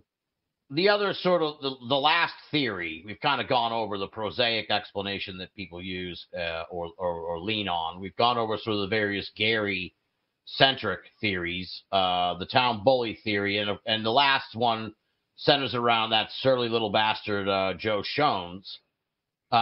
Yes. And I mean, we kind of already talked a little bit about the possibility that, that he had somehow something to do with this. It seems. Yeah. It's confounding in a way because he doesn't seem like, I certainly don't know him very well, but from what I've read of his character and everything like that, he certainly didn't seem like someone who would be involved in it. Like, as we were talking about, maybe he wanted to pull off like that school bus thing, but it's like, he sounds kind of like a fucking lazy asshole. Like, why would he? That's an elaborate plot, if you will. Like, he didn't. Yeah, it's pretty elaborate. He certainly didn't contact anybody and say, I have these four guys kidnapped in a secret place in the mountains, or now you got to pay up or anything. It was like, so that statement you mentioned earlier, I should have done this 2 years ago. It just blows my mind because it's like, it blows my mind. He made that. It's documented. It's in the police files. When you read the police files, you can see that many of them were highly, highly suspicious of Shones' involvement for a lot of reasons. Because his story didn't pan out. Put himself at the scene of the crime. Put himself at the scene. He never, as far as we know, tried to collect on the insurance money. But then you wonder, why would he come forward at all? Is one thing I get asked. I'm like, man, that's a good question. I don't know. Yeah. Knowing he could get caught if he was involved. Why would you come forward at all? You just kind of hope. Hopefully they're all dead. Maybe because you put yourself on the police radar. Maybe he thought Gary was going to turn up. But ID him. I don't know. We still don't know the reason. Maybe he just wanted attention. But we do know that he was up there. That's for sure. He was up there, and he had no reason to be up there. Even drunk, he had no reason to be up there that night. It would have just been a strange encounter. And I can tell you, Joe Shones' son was convicted. I'll say it. I can't. It's not slander if it's true. He was convicted for kidnapping. kidnapping, from what I know, adults. So that theory doesn't seem too weird when you know that. Like, it was under strange. Not to, I mean, this was just months later after they found all the bodies that he gets in trouble for kidnapping adults. The son. Sean's son. How old was the son? I don't know if that's ever been said on any podcast or TV or show. Well, but there you that's go. true. That's why. Yes. Yeah, that's why we had. And it's just true. It's a fact. It's a fact. I've seen the records. I'm not saying something that isn't true. It's true. So his son was like of age enough to. Oh yeah, his son was like his age. toddler. The daughter was younger. Okay, The daughter was 18 at the time, but the son was in his early 20s. He's still alive. But I'm just saying the truth. He was arrested for kidnapping. And from what I know, it wasn't children. So I don't know if that was a ransom deal or weird. That's weird detail that I've never. That's true. And his son wild. primarily lived in Southern California, and obviously this is Northern California, but he did come up there and visit a lot. So was it a plan with his father? I don't know. The guy ain't talking, and he ain't gonna talk to me. But his record's his record. I'm just saying it's true. I'm not slandering the guy because what I'm saying is true. I'm not saying it, making it up. It's fact. Right. And that makes me wonder, when you put that together, we should have done that 2 years ago. But what are you, because there was no one ever tried to get a ransom. And then, like, I said, there's some money out there and they raised it for a while, but these weren't and they didn't come from wealthy families. This wasn't Patty Hurst by any means. Right. It's just strange that Shones is up there. It's strange that Shones lied. We know he's been irresponsible with a firearm because his neighbor, who was Tom McGeary, was living with his cousin at the time next door to Joe Shones. And he remembered a time that Shones came out shooting a rifle, not a shotgun, it was a rifle, just indiscriminately on his property, and didn't miss some of his cousin's young children at the time by much. He wasn't trying to target them, but he was just shooting like a wild maniac. And you would call the local police, and they all knew Shones, and they always just kind of gave him a slap on the wrist. Like, Shones seemed to have some kind of relationship with a lot of law enforcement for whatever reason, and they seem to give him very favorable treatment, which is another wrench in this case. Yeah, well, there's two additional interesting details that I have here in my notes that I wanted to mention. Now, and you said since we talked like a year ago, the police files have come out. How big? First of all, I would love to look at these just for my own. I'll send you a link. Yeah, send me a link to the files. I would love to read these. Is it in? I don't remember where I heard this. I think it was on the podcast. It may have been in your book. Shell casings. There were shell casings found, and I'm wondering if that was in the police report, if we have any confirmation of that, or if that was just kind of scuttlebutt among the families. I think it was scuttlebutt. Scene. Okay, so we have no. I don't know. I don't know. I don't think that ever made it into the police files where there were shell casings found near the Montego, where the Montego was towed away. There were shell casings found. Yes, but that could have. This is up in the middle of the right of people living off the grid. I kind of built that story up in the book, or she did, which is great. When they're trying to go hunt for their families, when Jack Madruga's niece is going to look for him, and there's all these guys with dogs and shotguns and growing weed, back then off the grid, and they didn't want anybody interlooping around, and they thought the boys were maybe held captive in a house, which they obviously weren't. They found them deceased, which is terrible, but it just tells you the kind of area that was going on up there. This is just too many things that are strange about it. But and the other, I kind of closed out my presentation with folks was the question sort of, can this case ever be solved? And we're going to get into that in a minute, but it's interesting when you think about it, in a way, these guys are victims of multiple circumstances. And one aspect of it, in a way, is too, we're talking 1978. If this happened in 2023, you would hope, with a competent police force, that they would swoop in. They'd be getting DNA and shit. We'd have a lot more knowledge of who was in that cabin over the last 2 months, 3 months. They don't have any of that information because they didn't have those kind of forensics back then. But you almost wish they did, because we would have a lot more answers. Now, the question I have for you is, it came out last year in the podcast, and I believe you're the one that tipped me off to this, and then I went and listened to the podcast, that in October of 2020, this was sort of my big boom at the end of the presentation, and hopefully it rocks the people listening tonight. October of 2020. Now, we're talking 3 years ago, folks. We're talking 42 years or so after the event. A memo is added to the Yuba County police file indicating that Gary Mathias died of foul play, and he is a missing person homicide case. Missing person homicide. Yeah, Consider it a homicide. That was a bombshell. More about this? It's a huge bombshell. It's a bombshell, bombshell. And congratulations to Shannon McGarvey and her team at Mopac Audio that found all that. I mean, because that was originally going to be a film documentary from their film division, Megalomedia, and it wound up being COVID got involved and things got screwed up, so that their video division wound up giving it over to their podcast division. And then they did even more work with Shannon and her team over there and did a fantastic job at that. That was the big bombshell that memo was added to the police files. And we don't know if that was done to keep the case open because it's involving a potential homicide, or if they found out more. And there was apparently the confession from the town bully had told somebody that he did it, but it was never recorded, and they don't know how much to verify that. Then the podcast, they have that scene in the church. Right. Supposedly the town bully, which is interesting.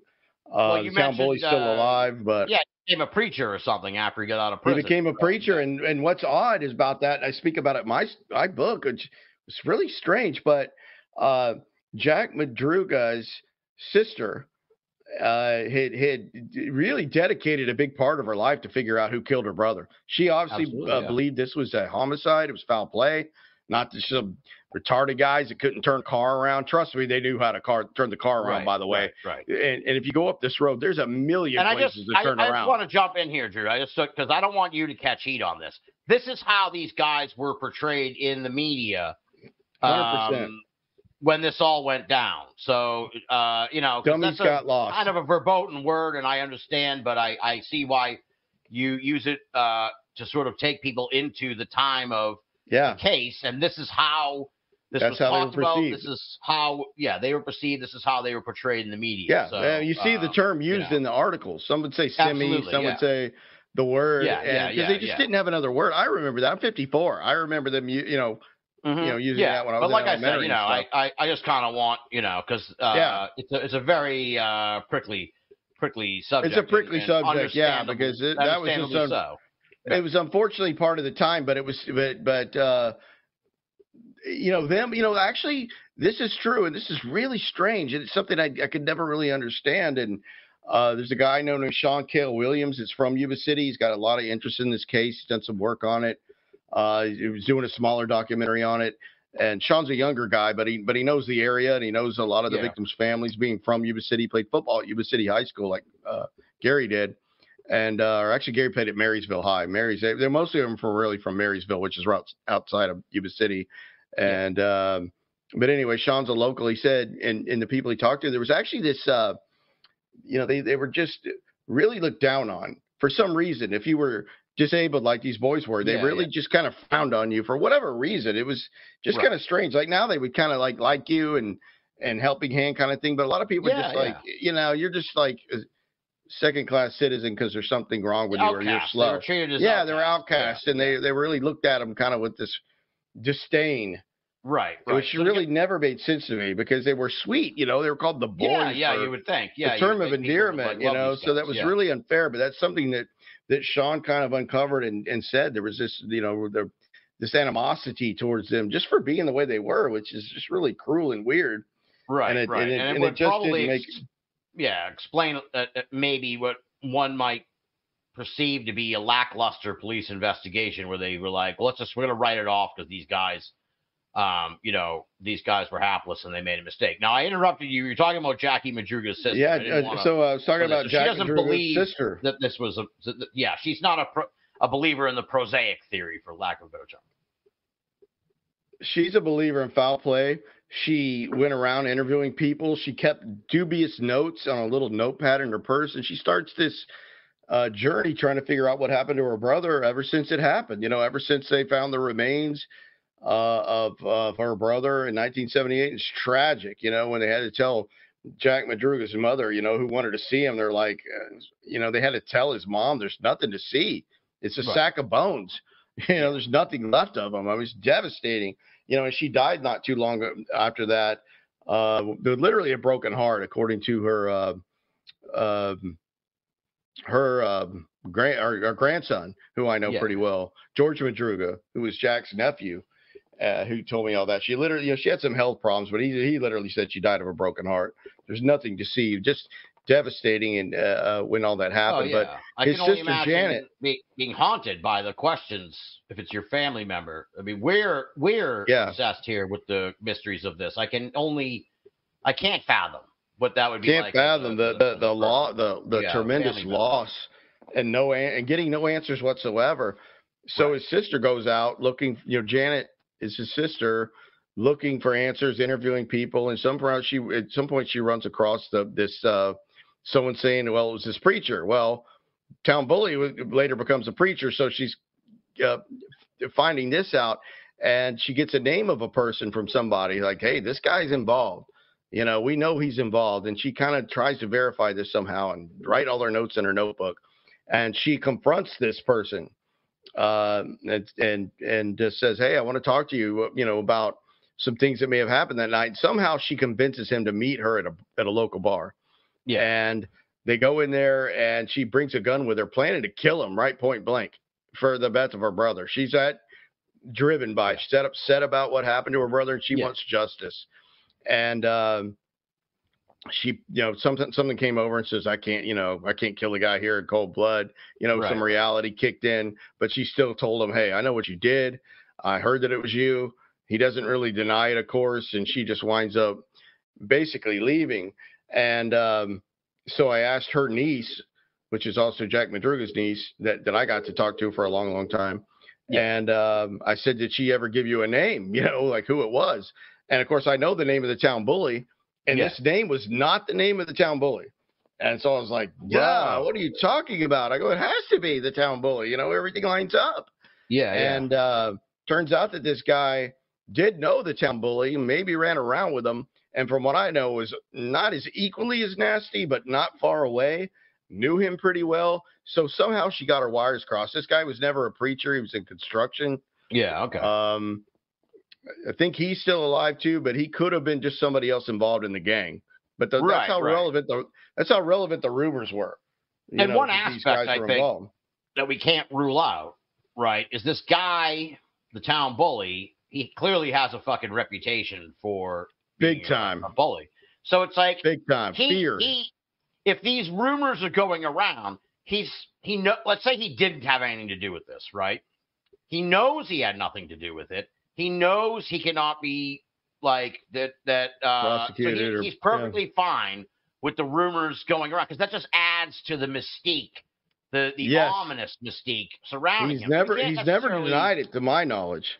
Right. So we can't necessarily rule it out that he may just get off on the fact that people think that he fucking did this when he had nothing to do with it. So we can't, even though he's now a man of God, or so he claims. He's never come out and said, I had nothing to do with this. Has anybody, I wouldn't recommend it. Someone with greater testicular fortitude than has anyone ever confronted this guy, like either in private and then lived to tell about it, or I'm thinking your old 60 Minutes style, run up to him with the camera and be like, look, dude, everybody thinks you did this. Say something. Say, are you worried? You're a man of God. Come to Jesus. Did you have anything to do with this, or did you let the story? Fire away. Has anyone actually contacted this guy to be like, hey, everybody thinks you're responsible for this, dude. So what's the deal? Yeah, you should kill the rumors. To my knowledge, no one's ever confronted him with, hey, did you throw Gary over the bridge? Tony Doug Wright did contact the individual. My friend Tony, who's writing that book, did contact him. Tony did, from my recollection of Tony telling me about the call, it's been a while now, but Tony never came out and point blank said, did you have anything to do with it? Because the guy immediately started doing his evasiveness and, and there was another reason to call him, because he knew he wasn't being called just because he was connected to it because he did know Gary Mathias well. Yeah. So that was the guise of calling him, hey, we knew you knew Gary. That was the premise for why he called him. And here's a hint. At the time, he was a relative of Gary Mathias, so I don't want to give anything away there. So there was a reason to couldn't make that connection. And he had been interviewed in the case before, the town bully had, but not under the aspect of, hey, you're the one that actually caused this, but under the fact that we knew that you knew Gary Mathias. Now, go ahead. That's the only time of anyone that I know that called him about the case, but did not come right out and say, hey, did you throw Gary over the bridge, dude? Yeah. It's interesting. Yeah, it's very interesting. He doesn't want to. If that was me, to deny it. I'd be like, nah, dude, I had nothing to do with that. Yeah, I would say I got nothing. Sorry. They had to have heard it before. Absolutely, they had to have heard it. So now you said Jackie Madruga's family. They're kind of the bully theory. Is that kind of where would you say the other families? Fall because you're in a really unique position because so many people have heard about this case and read about this case, but you've actually spoken to the family members. 4 of them. 4 sets of them. Yeah, there was one who's I believe it's Bill Sterling. Who's Sterling's twin sisters are still out there, and they will not discuss it. I got in touch with one of them on a Facebook forum. And she knew what I was talking about. She got pretty angry, like almost trying to shame me for even asking. So it was like off limits, I understand, but we do not discuss it. And I never tried again. And I think other people like Tony Wright, he knows they don't talk, but they're still out there. But they refuse to talk. But all the other families are there. All the other 4 families are there. I got to know the Hewitts a lot better after the fact because they had already kind of had a thing with the Yuba podcast with Mopac, so they didn't want to share a whole lot. But now that I know them really well, and I'm one of the few people they trust to tell the story and get it right about Jackie, mainly being his brother Tom and his sister-in-law Claudia Hewitt, super nice people, and they remember what that Jack Sr. said about it. Jack Sr., big believer in the town bully theory. I know Gary Mathias' sister Tammy, although knowing the story that was told to her mother, Tammy, I think it's a belief that Gary did make it to the trailer. She thought she found some handwritten notes that like these little, these positive affirmation notes that Gary would write to himself. He was told to by a psychiatrist saying, oh, you're going to make it. You're doing good. These kind of things. She said she found some of those in the trailer. So that's an interesting. Maybe the boys had him, or maybe he did make it. I still don't know. It's tough to give up on the town bully theory because it's never changed. It's so pervasive. But Gary Mathias' sister, I think she believes that he made it to the trailer and just went out for help and got too far away and perished of hypothermia. Now they've had all these wildfires, and that he's probably unfortunately gone. So that's kind of. She's kind of leaning towards that, but she doesn't either rule out the town bully theory either because she hates the town bully, hates him. Preacher, my ass to her, is what she says. I don't like this guy. He knows I don't like him. I'll never like him. And he knows that. And she's called him out in public. Like, hey, I know, like you're a bad guy. If you did it or not, I hate you kind of thing. Really doesn't like the town bully. So that's kind of her deal. Of course, the Sterlings don't talk. Ted Weir's family, Ted's family, which was Ted had 2 brothers and a sister. His sister never says anything. His 2 brothers don't talk about it a whole lot. His nephew, which is Dallas Weir Jr., super nice guy, and I've gotten to know him. He will discuss the case. And I think early on the Weirs were big believers that Gary Mathias was involved because Gary's the guy that, had a bad reputation back in the day. So they were kind of leaning towards Gary Mathias. I think they've kind of gotten off of that now. And they're kind of open to everything. But they're not really hard and fast, even Dallas Jr. on what happened, So Hewitts for sure, heavy town bully theories. They all believe foul play. They all believe some form of foul play. Kind of what I was they think this isn't just a bunch of dummies running up a mountain, 3 to 6 foot snow drifts. They knew how to turn the car around. There was plenty of places to turn that car around. You got to go around a long bridge over to Oroville you're lost at that point. Exactly. You don't take a long bridge to go to Chico or back. So they knew at that point they're very lost, but they keep going further and further. They pass the Mountain House. Why wouldn't they stop at the Mountain House? Exactly. Yes. Why, when they were up there, they passed the Mountain House on the way building. up. Big. They passed the Mountain House on the way up. And keep going. Why don't you turn, like, if you're going to flee from the car, around there easily. Why don't you run down the hill? Because there's the Mountain House down there. So it's they did not stop. They kept on trudging along up that road under duress. Really, so then you're left with paranormal. That's the other one. The paranormal I suppose people have put that forward, right? Some kind of UFO. Oh yeah, UFOs seen in the area. Every weird theory you've heard of. There was some kind of a crack Marine outfit up there doing some kind of exercises. Might have had something to do with it. UFOs, all kind of weird stuff. Maybe a UFO led them up there. So many crazy things. They saw a UFO and they followed it, and they were trying to they were so spellbound by the UFO that they drove up the hill, and then the UFO came down to the car, and they freaked out and ran away. Ran. Yeah. Those are on the table. It's not outside the realm of possibility, I suppose. The Freemasons are being involved. There was one of them connected to one of the Freemasons out there, and they had some secret deal going, to do something to these boys, some ritualistic stuff or whatever. I mean, I've heard them all. I mean, and everything's still on the table, unfortunately. All I know is something intervened with that car after it leaves Bear Market. I don't think a fight happened there because I think Davis would have seen it. But I think somehow another car intervenes with them on the way back and somehow gets them to start going in this other direction. Yeah. And either that's through the bridge and Town Bully happens, or they just keep going through Oroville under some duress, or maybe to help somebody. I heard one theory that someone had grabbed Gary and they were actually on a mission to go rescue Gary. I mean, I've heard them all, which would make sense because they would want to go save their friend. Like, somehow they get separated from Gary. They think Gary's up there, or someone tells them that, and that's why they're on this mission to go get their friend.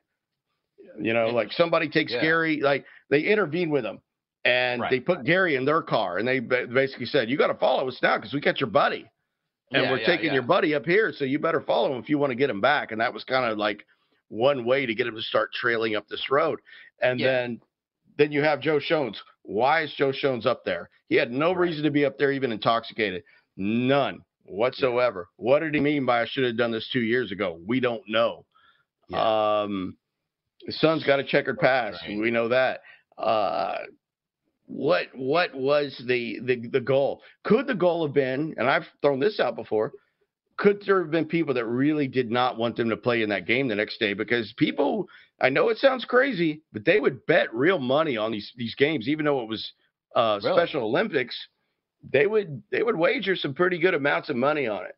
And it could have been just some people that wanted them out of the way, not playing in that game. Not necessarily intending to kill them, but just not to play. Wasn't there some weirdness with the coach, like not showing up either? Yes. That's a weird aspect. The coach is kind of a new one into the whole fold. The coach did not show up at the meeting rendezvous place. And he never winds up going to the game. I think another coach took over. They had another coach. They actually had two different teams from Gateway. So I think they had fill-in players. And from what I recall, their team actually still won. So, so we don't know. The coach, the theory that got thrown out online about the coach was that he was married at the time and he was dating somebody else, and he happened to be at the game in Chico, and the boys saw him. And he thought the boys would squeal on him because he was out with the girlfriend, and then he decides to do something to get rid of the boys. I've had people, criticize That's kind of one of those bringing crazy... that up. No way, man. Nah. Yeah, well, I don't blame you for bringing it up, but as a true crime. Yeah, I think it's like you kind of have to. We don't have any other answers. It's like, wait a minute. So instead of your wife catching you fooling around, you're going to murder 5 people? Like now you're. Yeah, dude, it's pretty far fetched. Yeah, but But it is odd that he didn't show up. People do a lot of dumb shit to cover up. Like they do. Like, why don't you just get a divorce, dude? Why'd you kill your whole family? That's a bit extreme reaction, bro. Like, the dude, he didn't show up. He was questioned by police, and the police thought he was pretty evasive. The coach was weird. He was evasive and questioning. They thought that was odd. He said a lot of bad things about Gary Mathias. I can't remember what they were, but they were really, there's some really harsh criticisms. Yeah. I cannot remember what they were, but it was just some really critical stuff about Gary and maybe one of the other ones like, oh, they're lazy, they sucked anyway, or just some really weird comments to make when they're missing, Yeah. When these guys are gone anyway, why do you have to take a shot at them? And he did. Yeah, and you would think there would be some camaraderie from the coach. I mean, but no, he's kind of, Mathias was an asshole and he was a jerk. And, he badmouthed him. After he's gone, he's probably dead up in the mountains, and the dude's trashing him. Really a strange thing. Wow. That's very And then we strange. had the sighting. We had a sighting of Gary Mathias. Well, there was multiple sightings of Gary Mathias after the bodies were found. Right. All around Yuba City, people saw him at Montgomery Ward. People saw him One of the sisters of the boys saw him. That's the most one of the niece, case. Jack Madruga's niece, saw him and fully believes it at her parents' bar called La Casa Blanca that was not far out of Yuba City. It was in another town, but kind of the same general area where this bar was. And she had gone to the back to help get some supplies or whatever and came back up and saw Gary Mathias at the bar. And she's like, holy shit, Gary, this is crazy. And she went and got her mother who was running the bar. I think her parents lived behind it where this place was. And she said, Mom, you got to come up here right now. Freaking Gary Mathias. And she knew Gary well enough that she could spot him anywhere, according to her. And called the police. Once she went to go get her mother, Gary was gone. I mean, like maybe he made eye contact and got noticed. Right. And left. So she went to the police saying she saw him on the date it was. And this was like, I think 3 or 4 months after the bodies were found in early June. So this is, September or so of 78. And the police took her in and took it seriously. And according to her, they showed her pictures of multiple pictures of Gary Mathias, but they were doctored up. Like you didn't have Photoshop back then, but they did some ways of making the pictures look different. Maybe put like a beard on him or something like that. Yeah. Which is weird. I never heard of that before. I figured they'd just give you show like 6 guys that kind of look alike and one being Gary, like point out Gary. But whatever she did, she passed that test, which I thought was interesting. But that's how far she bought it. And she was confident that was Gary Mathias at that bar. Yeah. What a strange Never his case. backed off. So many strange side elements to it. Like this thing we just talked about with the coach, with the sighting, crazy bully. Joe Shones, the bully. There's so many weird aspects of this case. It really the food, blows my mind. All the situation at the cabin. Yeah, the shoe, every time you think you can put pieces together, say, okay, we're going to go with the town bully theory because that's so solid. And then the shoes hit you in the face. Like, well, okay, we got to get around the shoe deal. Every time you think you could plot a scenario, it blows up on you. You're just like, it's this big Jenga puzzle, You're going to, this last bar goes on and it just crumbles because, there that is. But Gary Mathias was, this guy was a survivor. He was a scrapper. He had walked home from his grandmother's house in Portland, Oregon, all the way back to Yuba City. I think it's 800 miles. Oh, wow. On foot. Yeah. Like no hitchhiking, at least according to him. He was like going through neighborhoods, bars. He was eating cat food left out, just surviving, and makes it all the way home to his stepfather and mother's house. And knocks on the door. His stepfather, Bob Klump, opens the door, and it's Gary. And Gary has no idea who they are. He was just like an animal that knew where he lived. You know how like a lost dog for years comes back? Yeah. That's how he was. He was in a mental place for a while, and he literally dug out through the plumbing like Shawshank Redemption. Wow. And escaped out of this mental facility and made it back home. I mean, this dude was a survivor. I mean, he was a scrappy. If anybody could have made it out of those woods, it was Gary Mathias all day long. Interesting. Yeah. So who knows? Are you kind of, I suppose you could probably break it down by percentages in a way, but would you say you lean most heavily on the preacher theory, the town bully preacher, or is it hard to really? It's not quite hard. I'm still a Shones guy. Shones has something to do with this. I just can't shake him. Shones has something to do with this, but he's such an unreliable guy. You know, he's a town bullshit artist. You know, he's a drunkard. It's just so hard to one thing they would say about Shones, though, when he was in the hospital for a while and they were questioning him, he would get really emotional. You know, he would start like crying. He would be like, like just traumatized by this whole event. And when the cops would really start questioning him hard, like, kind of like if he got the sense that they were thinking he was involved in it, he would just shut him down. He'd shut him down. He'd be like, he'd act like he had chest pains or I'm done with you. Weird. Throw him out of the room. Yeah, if they pressed him too hard, he'd get rid of him immediately. Just like get out of the room, or you're causing me duress. I'm getting chest My pains. heart's getting Nurse, get them out of here. Like when they pressed him, he did not like it. If they started pressing him on anything that he deemed as being accused, he'd shut him down. Weird. Big time. So he's Shones is a piece. So we just gotta. He's in there. Yeah, he's definitely a piece of the puzzle. Now, I guess the sort of last question, to sort of the wrap up the whole thing, is like, we're talking 45 years now. Was it 78? Yeah, it's 45. Yeah, exactly. Because I'm 70. I was born in 79. I'm 44. So yeah, it's 45 years. Took me that long to do the math on that one, folks.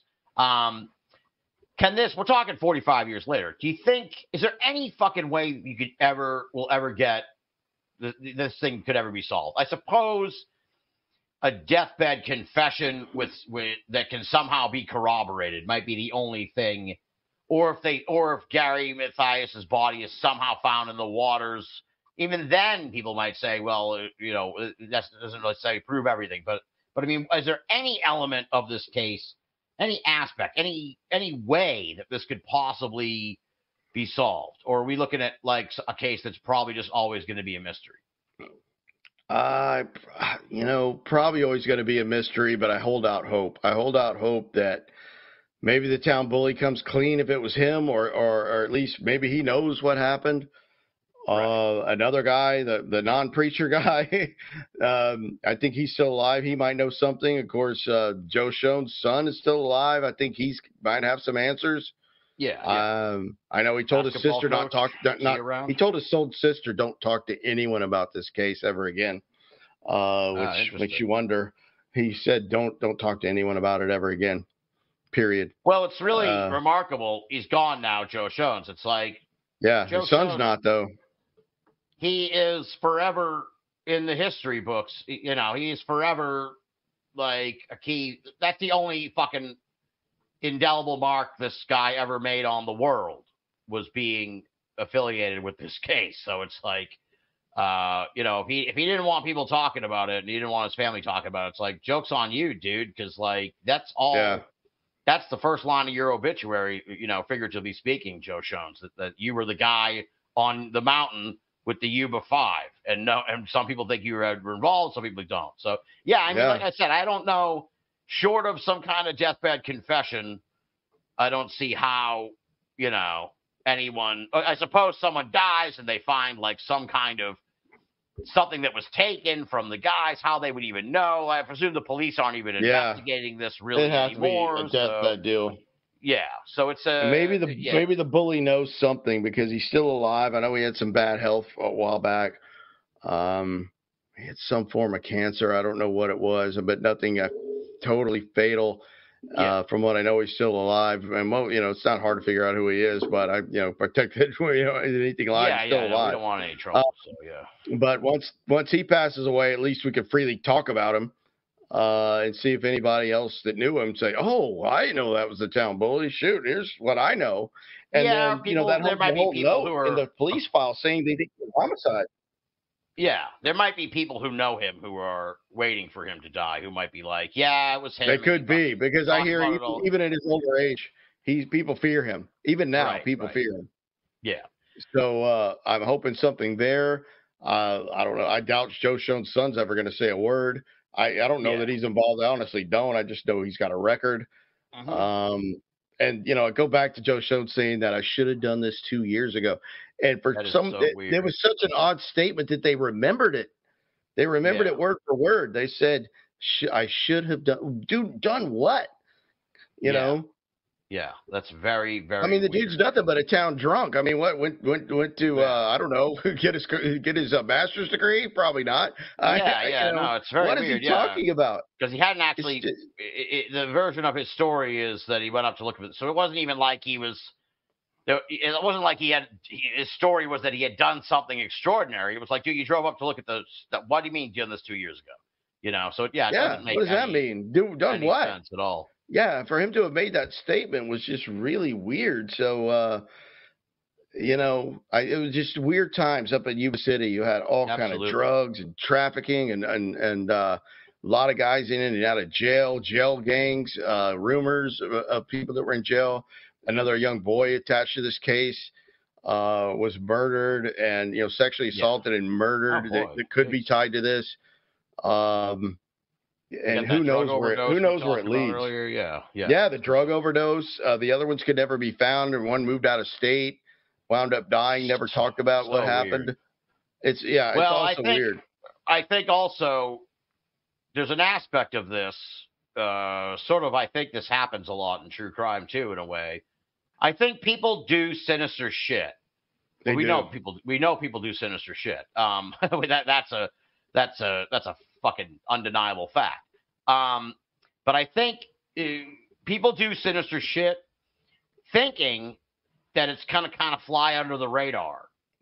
Like I'm thinking about that guy up in Idaho that's killed the 4 college students. Yeah, Koberger. Yeah, I think that allegedly. I think that I think it's a scenario. I think these scenarios happen more often than not when we're talking about a lot of these people, suspects and people connected to the case in a way. It's like, I think maybe they don't think it's going to be that big a deal, like the guy, like the Gabby Petito case. The guy, he murders his girlfriend up in the national park. He comes home. He's probably thinking to himself, it's just another missing person.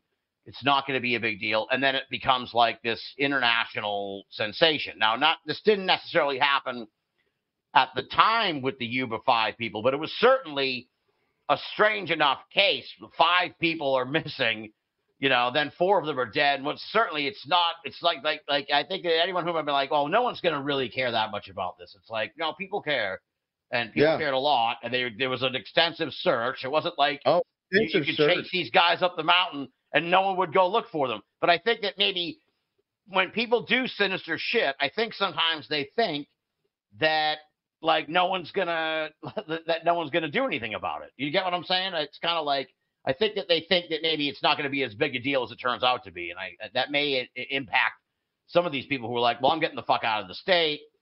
Don't ever talk about this to anyone.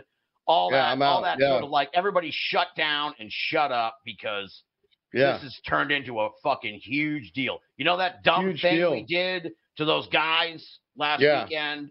Like, they're looking. This is the fucking cops are everywhere, and they're looking, and everybody just get rid of that guy. Yeah. So I mean, that guy died of a heroin overdose. He was never known to take needle drugs, and he's dead quickly after spilling the beans to Gary's mother. Right. And what's weird about that whole theory is off of this case.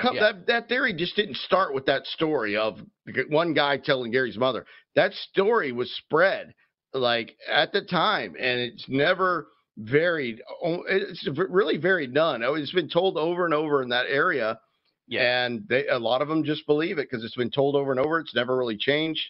If you can figure out how Gary's tennis shoes get in that trailer, that's probably your number one case. I mean, just because there's other things you could point to that show that Gary didn't make it.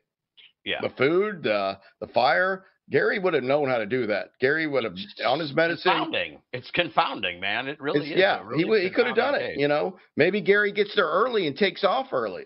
Is another way. And then Jackie's taking care of Ted. Gary heads out early. But if Gary head out early, he took Ted's shoes, and then it would have had to have been within days. So that could kind of explain things. Maybe Gary took off within days and just got out into the elements and passed away.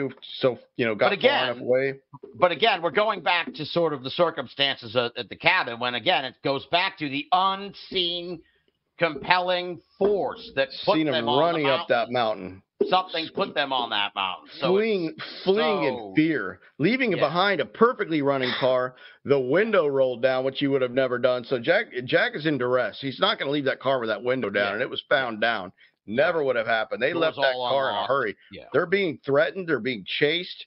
They're fleeing up the mountain in street clothes, freezing. I mean, they are running from impending doom for their lives. So something scared the hell out of those guys. Yeah, something happened, man. There's no doubt. I hope there is a break one day. Maybe one of those guys. It would be fantastic, but who knows? Yeah, maybe one of those guys will crack or. This isn't one of those genealogical DNA cases where we're gonna. No, there's no DNA. They didn't even, they didn't find any fingerprints. They didn't find any extra fingerprints in the car. They claim they fingerprinted it, but it's not real clear. There was multiple items in there.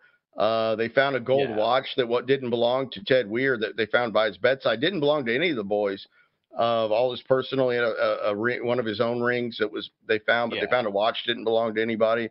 Weird stuff. Some people say maybe the Snowcat driver had something to do with it or knew about it, or the guys that were on the motorcycles that found them. Some people are like, man, that was so off the beaten path.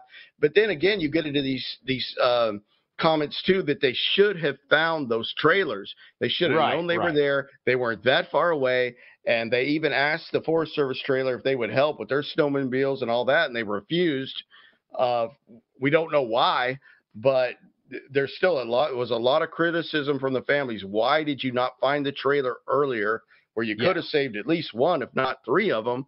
And it wasn't that far. As the crow flies, it wasn't that far, but no one thought to go search those trailers, even though the Snowcat had been up there the day before. You think they would have known that? That's a super strange aspect of the case, too. Yeah, the complete negligence of the search, where it's like, look, totally there's a building like 6 or 7 miles within the radius. Like, one would think, well, maybe they ended up there. Like, I can't understand. Within a 10-mile radius, easy. Within a 10-mile radius. I understand how that never. And nowhere, in the middle of nowhere. You'd think you'd look at any structure, and they missed those trailers.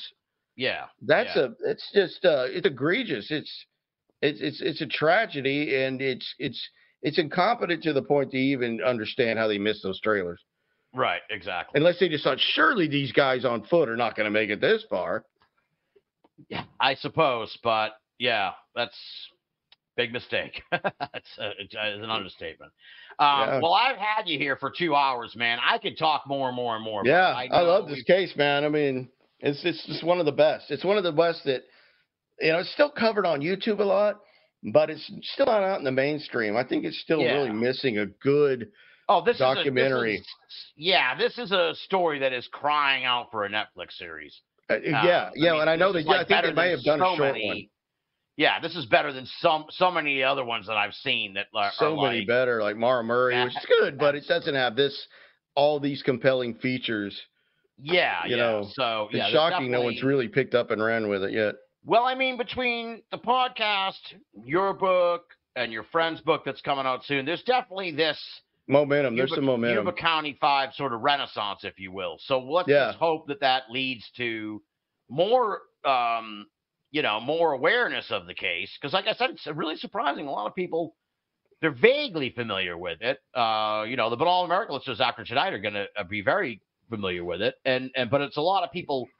It's funny. I was saying this to somebody else the other day. It's like what always seems to spark people's memories. A couple people came up to me at the event in Nashville last year. They're like, I kind of remembered the case as soon as you mentioned the can opener. It was like, that's when I remember. Oh, that rang a bell. People seem to get hung up on that can opener part of the story. Because it's just so weird. But it's a tremendous case. I can't thank you enough, Drew, for really sitting down and digging into it with me here tonight. I have to absolutely put over this book, folks. Out of Bounds: What Happened to the Yuba County 5. Get it. We've really, and believe it or not, we've just done 2 hours here. We've only scratched the surface of this case. Lots of twists and turns. Complex, lots of twists and turns, lots of riddles all throughout the whole story. And, if you want to know more, get the book, Out of Bounds: What Happened to the Yuba County 5. I'm going to save getting into the other stuff with you for the next time I get you on Binnall of America, which is definitely going to happen because I love this conversation. Looking forward to it. But the other books, for folks who want some more, Drew Hurst Beeson can check out Sighting. I need glasses, so I'm like, look. I was like, oh, shit. I've been looking at the Us the whole time. Now I'm like, oh, I got to read. Sighting in on the Zodiac Killer, Unmasking America's Most Puzzling Unsolved Murders, and Paratrooper of Fortune, the story of Ted B. Braden, Vietnam Commando, CIA operative, Congo mercenary, and just maybe D.B. Cooper. And like I said, I'm going to get you back on the show because D.B. Cooper. You had a Zodiac question, though, from you said earlier. Well, the Zodiac question I was going to ask you, at the risk of us getting too deep into it, and I think this was the Peacock, the theme of the Peacock special. My subscription ran out, and I just re-upped it. And now I'll probably watch it. It's on. If you have oxygen, it's running on oxygen now. Oh, really? Running on oxygen is kind of the oxygen. There you go, True crime. It's on oxygen now. If you have that, which is. I think this may be the premise of the Zodiac thing. But what do you think of the theory that the Zodiac, that it's all just like a made-up newspaper sort of idea, and that they were separate murders, and sort of it was a creation of the media. I'm not doing the theory justice, quite frankly, but that sort of I'm sure you're aware of the theory. I know it well because it's a friend of mine's theory. Professor Thomas Henry Horn's theory. It's called The Myth of the Zodiac. He's had a book out on it for years and years, and it struck the attention of these producers that eventually made it into the series. Peacock special. Okay, yeah, the Peacock series. That's and this was years in the making. He got me involved in it because he said, "Hey, do you know somebody with a contrasting theory that doesn't want to destroy yours at the same time?" You go, "Oh yeah, get Drew." Right. Because I think some of it has some merit for sure. Because they say in the show. And Thomas says in the show, you cannot link any one of the 4 canonical Zodiac crimes to another by forensics whatsoever. There's no fingerprints from any crime that match each other. Ballistics from any crime don't match each other. They can't say this gun was used at 2 of the crimes. There's none of that. So that alone is going to breed the theory in a over 50-year-old classic unsolved case to have a theory out there. It makes a lot of assumptions. But it has its place, and I've always said that. That's probably why we always gotten along. And I have a different theory, but he supports my theory like I support his. So I definitely don't mind being friends with people that don't agree with me on either who the Zodiac was or DB Cooper, and we still learn from each other. So it's all kind of cool. Well, yeah. I mean, I don't know what your friends' perspective is, but I think it's important to keep an open mind. Once you have somebody who says they know the answer, it's like, okay, well, hold on, dude. If you knew the answer, it would be case closed, right? So it'd be nobody knows the answer. A lot. Like who DB Cooper was or who the Zodiac Killer was. Yeah, because like DB Cooper, we say you got to be able to put him on the plane. It's getting harder and harder to try to do at this point. Right. Well, before I let you go, because this is very similar to the Zodiac myth of the Zodiac theory, and I only heard this like recently. What do you think of the theory that there was no DB Cooper, that this was some kind of conspiracy? It goes nowhere. You've heard the flight crew was in on it. The flight crew was in on it theory. And they split the money. No, that just doesn't. It never held up at all. That's really far fetched. It's kind of hard to believe because I don't know how they get off the plane with the money without. Yeah, they had FBI everywhere in Reno when the plane landed. There was a guy on there long gone. I mean, the biggest question in DB Cooper for me is how does the FBI lose 8 cigarette butts? How do you lose 8 cigarette butts that they know Cooper used? Now, you didn't have DNA back in 1971. We know that. But right. If you ever apprehended Cooper and you brought him into court, you'd have to have friends testify, oh, I know this guy smoked Raleigh filter tips. That was his brand because that's what Cooper smoked. And, the FBI does not lose evidence. They lost the cigarette butts. Yeah. Gone, destroyed. No one knows where they are. Those would solve the case. Oh, yeah. With genetic genealogy, you would solve the case. They found a cigarette butt in a case up in not far from where my friend's parents lived. And from a cigarette, it was a 1971 case. They got DNA off of a cigarette butt and found this bastard who lived in an apartment complex with this poor lady, got in a fight with his wife. He was mad, found this other woman living in the apartment complex, raped and killed her. And they identified this guy all these many years later from one found cigarette butt. Finally got DNA extracted from it. But yeah, 8 of DB Coopers are gone. That's maddening. That's insane. It's insane. We would bizarre, know if we had all 8. If we had all 8 butts, it's done. He would have definitely left enough saliva on a cigarette butt to probably get a full profile. Right. Well, anyway, on that note, again, we'll do some shows on DB Cooper and Zodiac in the future for sure. But like I said, we're over 2 hours. I cannot thank you enough, man. This is exactly what I needed to kick off Binnall of America, the rebirth, the revival. Yeah, man, it's an honor coming on the reboot. Yeah, man. Honor coming on the reboot, brother. It's been my pleasure talking to you. DrewBeesonBooks.com is where you're going to find more from Drew. DrewBeesonBooks.com. And like I said, I loved this conversation. It was so much fun. And I think, for anyone who had any doubts that we could bring some top-notch, really wild, crazy shit for you on the revival, well, here you go, folks. I hope you enjoyed it. And stay tuned for more awesome stuff from Binnall of America. And thank you so much, Drew. I really did appreciate it a lot. Thanks, Tim. Had a lot of fun. There you have it, folks. That was Drew Hurst Beeson here on the premiere of Binnall of America, The Revival. We will probably not be doing these voiceovers at the beginning and the end of the shows going forward. I just kind of wanted to do it here for the premiere episode of The Revival to kind of bring folks up to speed on what's going on with Binnall of America. Of course, you want to check out BOA on social media, Twitter, Facebook, all that good stuff.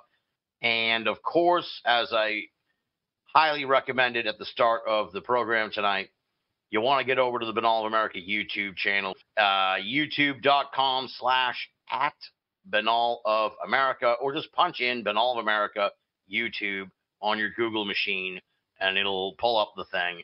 And if you're a YouTube person and you have an account and all that good stuff, subscribe.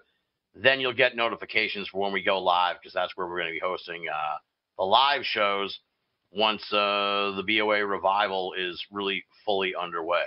And on that note, thanks again, everybody, for listening. It's great to be back. I'm really excited about what we have planned for you in the weeks and months ahead. And it's going to be awesome. I'm really excited. So thank you so much for all your support over the years. Until next time, this is Tim Binnall, thanking you for listening and signing off.